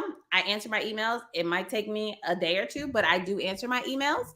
And on LinkedIn, I'm pretty active there. And just as opinionated as I am here, I am as opinionated on LinkedIn. So please, please, please connect with me. I'll stay on the line a little bit longer and see if anybody has any questions. But for me, that's it. Yeah, that's beautiful. That was phenomenal. And I think that the people on here agree as well. I know James agreed, for example, said it was really, really helpful. And I think you made a few other fans as well in Yes. Tati and in Michelle and in Amelia, or maybe some old fans who got that spark reignited. And James said that he already booked time to speak with you. So I think, and Awesome. I know James, he's a go-getter, so that will be. I know that something will come out of that, so that's definitely positive. And so, who do you usually work with? So, from the people watching, who should that most definitely contact you? So, are you mostly work with early stage startups? Are you working with? Tell us. So I work with people who have sales problems. That's everybody. But I really work with people that I like to say have a complex sales cycle, right? And so the samples that I show, the companies that I worked with, these are larger enterprise companies, but I really have two sets. I work with enterprise companies, and I help the sales teams through ongoing coaching. We don't just do training, we do ongoing coaching to ensure that these skills are working. And then we also work with those early stage startups that need to get their sales process in place, and they want to build strong sales teams from the beginning. They don't want to wait until they start having drops in revenue. So those are the two distinct facets that I worked with. All right, that makes a lot of sense. And I know that James, I believe he's in the event and speaking business, and they're building out their sales team. So I'm sure there's a potential great fit here. There, I know they're doing some really interesting and exciting stuff. So that's great. Then, so transformsales.com, that's where people can potentially book a demo with you, just like, or an appointment, a demo. I don't think a demo is the right word in this case. They can book a call with you, just like James already did. So I love seeing that direct ROI from jumping on stage here with me. And then, yeah, it seems like no one else has any questions. I know there's a little bit of a delay on here, so I'll keep you on stage for, let's say, 30 more seconds just to see if anything's coming in, because LinkedIn, I think, mostly is experiencing a bit of a delay. And then, yeah, I will most definitely encourage people to connect with you on LinkedIn as well. That's how we got connected, which is always great for networking. And I think, like Will said earlier, is that in the end, it's what people are doing now, what people will be doing in the future. You have your job right now. So I most definitely encourage everyone to network on LinkedIn, stay connected on LinkedIn. Who knows, in your next job, you might They might be hiring for a sales trainer. You can connect with when you're already connected with Wesleyne. So that will be great.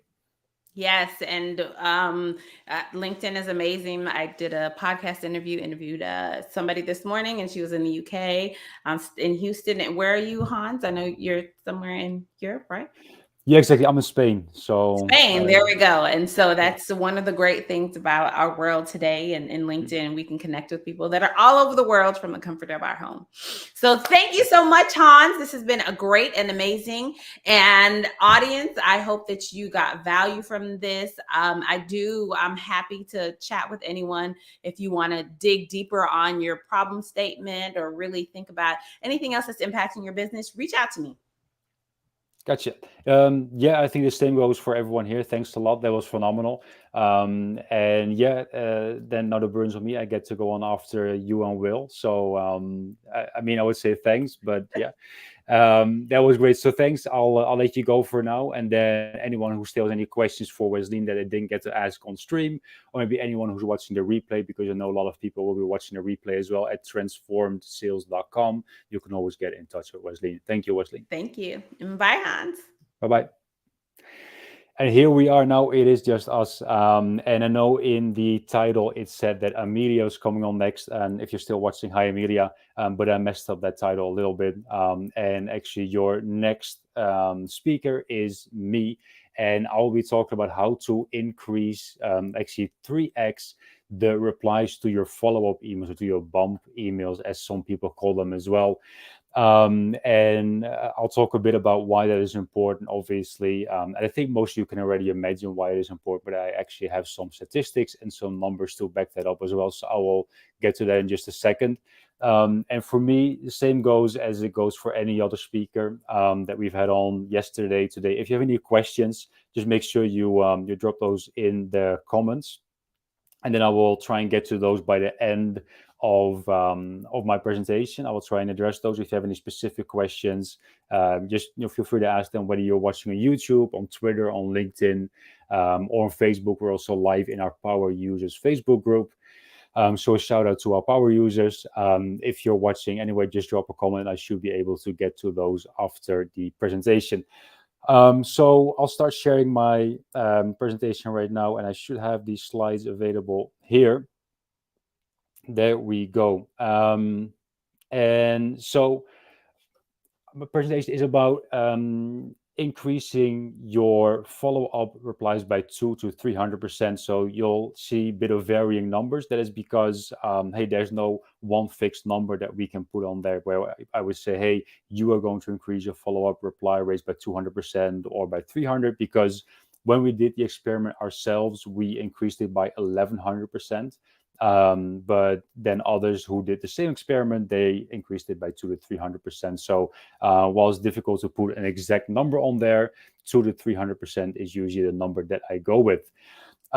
So the question that I asked when I gave this presentation earlier was, just imagine how many more demos you would book right now if the reply rates to your follow-up emails went up by 200 or 300%. So everyone is always talking about that first email, and you would have noticed it as well, that our speakers yesterday and today were talking about their first email, because that is where most people put their focus, and rightfully so, because that is where most of your juice lies. What I say, that's where most of your your replies, your demos, your leads are coming in from. So that's a very natural thing to focus mostly on that. But obviously, there's still a lot of room for improvement in the follow-up emails. And just if you're looking at how many, and I will skip the next slide because that is just a picture of us. But if you think about how many replies you're getting to your follow-up emails, that obviously goes down. So that first email, that is the industry average, and these statistics are thanks to Growbots. Make sure to check them out at growbots.com. So the industry average for response rate for cold emails around that first, like an initial message and that first follow-up, around 1 point something percent. So for easier math, let's go at 1.25%, which obviously is a bit on the lower end, probably for people who are watching this. That's the industry average from the research that Growbots has done. Now, you can see that drastically going down when you get to like the third, second, fourth follow-up, all the way to a 10th follow-up of that sequence. But now imagine if that number was actually double, triple, quadruple of what you're seeing here. Just imagine the amount of additional demos that you would book. Then here in the next slide, you can see the negative response rate set off against the positive response rate. So as you keep following up, negative responses will also come in, which is something which is important to my point, which I will actually address later. So just some really easy napkin math here. So imagine you will be reaching out to 1,000 contacts. So instead of that 1% warm reply rate that you're getting to that follow-up, you're now getting a 3% warm reply rate. So that will be an additional 30 demos booked. And again, this is very simple, basic math, and you can poke a lot of holes in it. But just to illustrate my point, that if you, instead of booking that 1% reply rate, you're booking 10 demos, now you're booking 30 demos, which is 20 additional demos without any effort, because what I'm about to show you is just really, really easy. And that is a lot of value added to your pipeline. And I'm trying to, value added to your pipeline, trying to work that into what Wesleyne just presented, but I cannot think that fast just yet. So what I'm talking about is personalized PS section. So what everyone knows and what everyone, hopefully knows, that Align.ai, we help you generate personalized snippets for your cold emails. So we help you generate personalized intros, which is something that was initially made popular by Alex Berman, who was speaking here on stage yesterday, where you can see right here, for example. So, hey, Natalie, I admire your volunteer experience with, this is going to be my best Spanish, with Niños por un Nuevo Planeta. Curious to know more about what you took away from that. So that is the introduction that we provide, and that is something that a lot of people already are using in their cold emails, so that initially you can show that you've done your research. So your prospect opens their email and they can see, okay, hey, this person has done their research. And then what you can do as well, you can add that personalized PS section to it. So that is what a lot of people are now doing in their first email and that first touch of their sequence. But as you can imagine, in email, especially now, a lot more people are moving towards email because everything went online, due to COVID. People are seeing all the tricks, everything they're seeing at a much higher frequency. So just sending that personalized introduction, depending on who you're reaching out to, isn't going to cut it anymore. And actually, when you have a PS section in your email, that is the first thing that people look to. But as you can see here, this is just that first email. So there's the first email that performed really well for us, that did really well, double personalization in there. And this did really phenomenally well. But imagine that you do that same thing, but you do it for a follow-up email. So one quick question, if everyone here is sending a lot of cold emails, just think about how often you have personalized a follow-up email. And then think about how often you've received a follow-up email that had personalization in there. That goes beyond, company name or anything like that. So if you're unlucky, you'll receive a follow-up email that says, "Hey, Brad, John," immediately just bumping this up to the top of your inbox, or just circling back to this or that. Then a quick recap on what they're doing, and then again that asks, do you want to jump on a call or not, or can you direct me to someone within your company? So once that first email goes out, that is personalized. After that, all personalization is pretty much out the door for most people who are just sending emails, and if you're receiving emails, that obviously then is the same.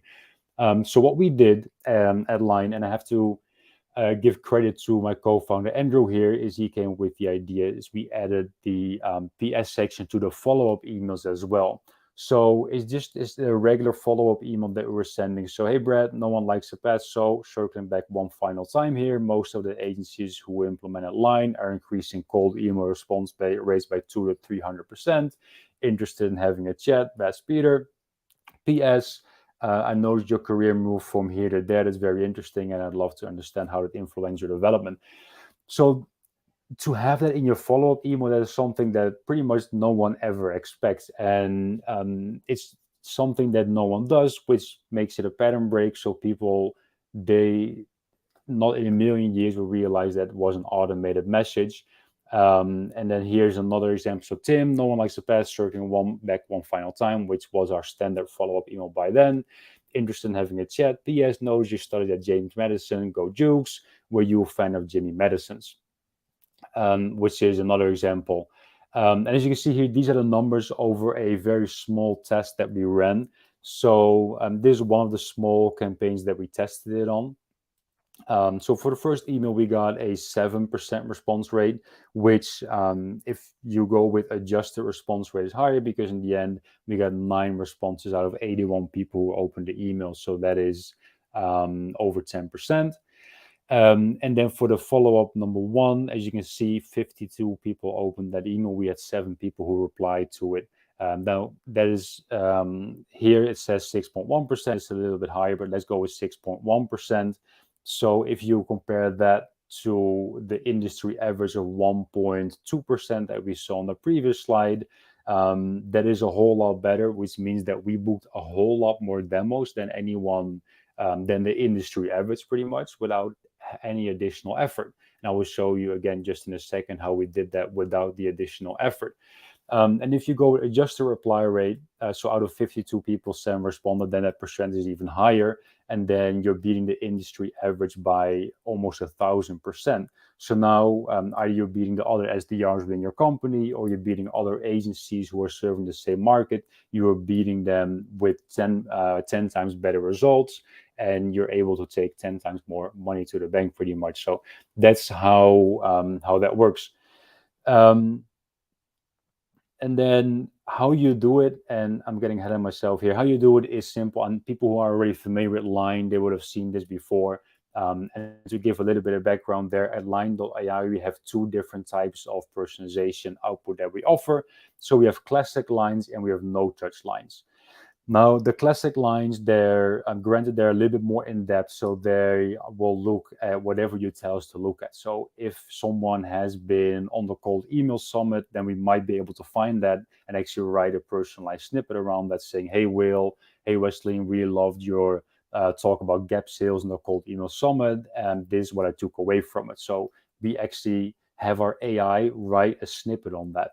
But because that's a little bit, it's a bit more advanced, there's obviously a slightly higher error rate. So for anyone who is not interested in manually checking our output, we introduced the no-touch line. So what they do, they're always a 7 or 8. So the quality is very stable. And what they do is they look at someone's LinkedIn profile. So you provide us with a list of LinkedIn profiles, and you're saying, okay, listen, these are 100 people or 1,000 people, or heck, 10,000 people who I'm looking to reach out to over the next few weeks. I'm looking to book demos with them. Can you write my personalization for me? Because, hey, I'm busy. And that's then what we do. So we take that list of LinkedIn profiles. We have our system, our AI, analyze all of them. And then we write a bunch of snippets that you can use throughout your entire sequence. And I will show you in the next slide just how many snippets we provide. So it will look at their educational background. It will look at their interest. It will look at their work background. It will look at their awards that they've won. Will look at their volunteering experience, anything like that, and we turn that into snippets that you can use for personalization. So what the output looks like is like this. Not sure if you can see that, and I cannot actually zoom in here. So if you cannot see it, let me know, and I'll happily share the deck with you after the summit is over. So we provide you with a CSV, and as you can see that, as you can hopefully see, that first column right there, those are LinkedIn profiles that you've uploaded, and we've curated what we call no-touch lines for you. So we have up to 12 different personalization points that you can either pick and choose from, or you can just use all of them throughout your entire sequence. So we look at their educational background, as I mentioned. We look at clubs from the university that they went to. For example, maybe there was some universities apparently have a cookies club or a baking club or anything like that. We will talk about that, personal transition, personal volunteering, etc. And then we suggest those to be used as intros or PSs, and that you can use in your sequence. So your first email will be like, "Hey John, PS number one. This is what we do. This is, the problem that we solve, which you now can do thanks to Wesleyne, and thanks to Will, you can turn it into a short, actionable email." And then you have another PS section at the bottom right there. But because we have multiple columns, you can do the same for all your follow-ups as well. So then you have your follow-up number one. "Hey John, just want to make sure you saw that email because I know the Google updates, people keep landing in spam. Just making sure. PS, notice you went from here to there. Really curious to learn about how it impacted you." Or, "I noticed you went to this and that university. I noticed you went to Vanderbilt University. Congrats on that big baseball championship that you won." I'm obviously not from the US. So as you see in the previous slides, that can help increase your follow-up reply rates by over 1,000% in some cases, and then in most cases by at least 200%, which will help you book a lot more demos with absolutely zero effort. In the end, all you would have to do is give us a CSV file with LinkedIn profiles. That CSV file you already have because you're reaching out, you're doing your automations. Maybe you have a list of prospects and you're manually reaching out, but you're still going to have them somewhere in either a Google Sheet, or you have them in your CRM or anywhere else, and you're reaching out to them. So you just give us that file, we add those columns to there, and now you can reach out in a personalized way at scale without any effort, and you can book more demos pretty much on autopilot. And that is what we do at Line, and that is how we help you. So obviously, for more information, visit line.ai. Or if you're watching this and you're saying, "Okay, that sounds great, but I don't want to add another step because yes, it's very low effort, nearly zero effort, but I do not want to add another step to my workflow." We're about to release a new Chrome extension or API as well, which you can use with either Zapier, which is actually, I think, pronounced Zapier, not Zapier, because Zapier makes you happier. We will integrate with make.com, and we'll start integrating with all your favorite tools as well. So you'll be able to use this just from the tools that you're already using. So if you have questions about how to use in your current workflow, just either drop them in here in the chat or reach out online at line.ai. We have our chat in there. You can talk to us there. Or reach out if you have questions about our API. Maybe you want to integrate us into the tool that you've built or that you're already using, and we can happily do that for you as well. And that is what we do at line.ai. So this was a little bit of a shorter presentation. So by the end of each day, we will have some of these shorter presentations, which are meant to be a little bit more, not a little bit more actionable. I think that's not giving enough credit to Will and Wesleyne and the other speakers, but that are just a bit more of a secret hack is what we call them as well. So they're a little bit different than the really in-depth ones that we've seen earlier. Later this week, we'll have Amelia presenting as well. We have other people showing their secret hacks on automations and things like this. So hopefully you'll find this helpful as well, even though it was a bit shorter. And yeah, that leaves us with more time for questions and comments. So if you have any questions about how to implement this, if you have questions on how this will work for you, for your sequence, then now is the time to ask them. So please go ahead and drop those in the comments. And I'll stay on a little bit longer so anyone can ask their question and I can address those as well. And then what else we'll do is we'll have a quick look at the rest of the schedule for this week and specifically for tomorrow, because day 3 is the next day that's coming up, which is going very, very fast. So I'll just share my screen again, and then we'll have a look at the schedule for the rest of the week. And again, if you have any questions or comments on what I just talked about, drop them in the comments. Whether you're on YouTube, you're watching us on Facebook, on Twitter, on LinkedIn, there's a comment section, all the options where you're watching us. So please feel free to comment. So tomorrow is going to be a big, big day. Tomorrow we have a lot of events. We will have Devin Johnson from Connected, who are a Inc. 5000 company. I think they're ranked number 538 on the Inc. 5000, and they're a big company. They work with hundreds, if not thousands, of clients on their sales campaigns and the sales sequences. And Devin will talk about how to do research for sales, so how you dig deeper, and how you can actually uncover all those things that you can now use that you can then use for personalization, for example. Then after that, we will be joined by Mitch O'Connor from Buzz.ai.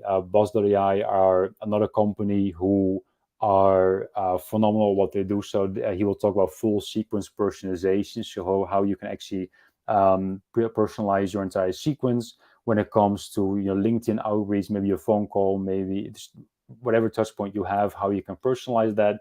And again, they provide this as a service besides the product that they have. So Mitch has seen hundreds or thousands of sales campaigns as well, so he definitely knows what he's talking about.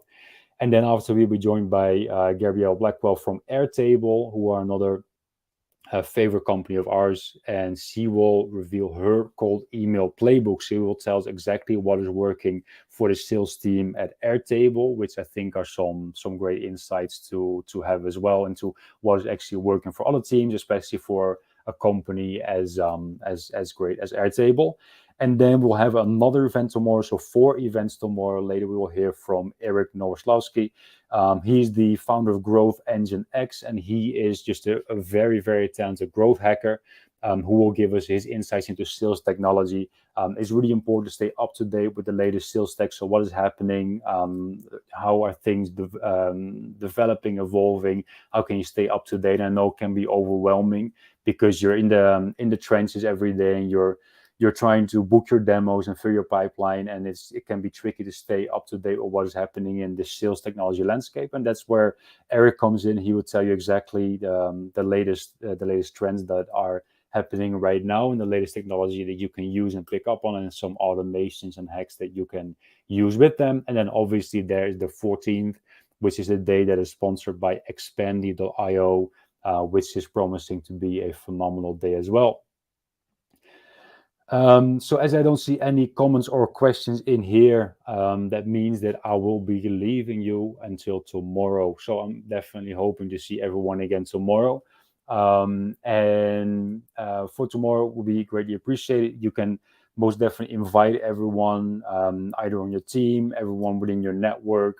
Feel free to share the links, summit.line.ai. Also feel free to share the YouTube links where we are always live, or the LinkedIn links where we are live, so that more people can enjoy the value that has been offered today on stage. But obviously, one of the main questions that we always get is about the replays. Yes, there will be replays available. So anyone who has opted in on summit.line.ai, they will receive the replay. So make sure you leave your email address there and your LinkedIn profile ideally as well. And then we will make sure that you receive all the replays from all the events, and that you get to see them and study them, and you get to do your homework.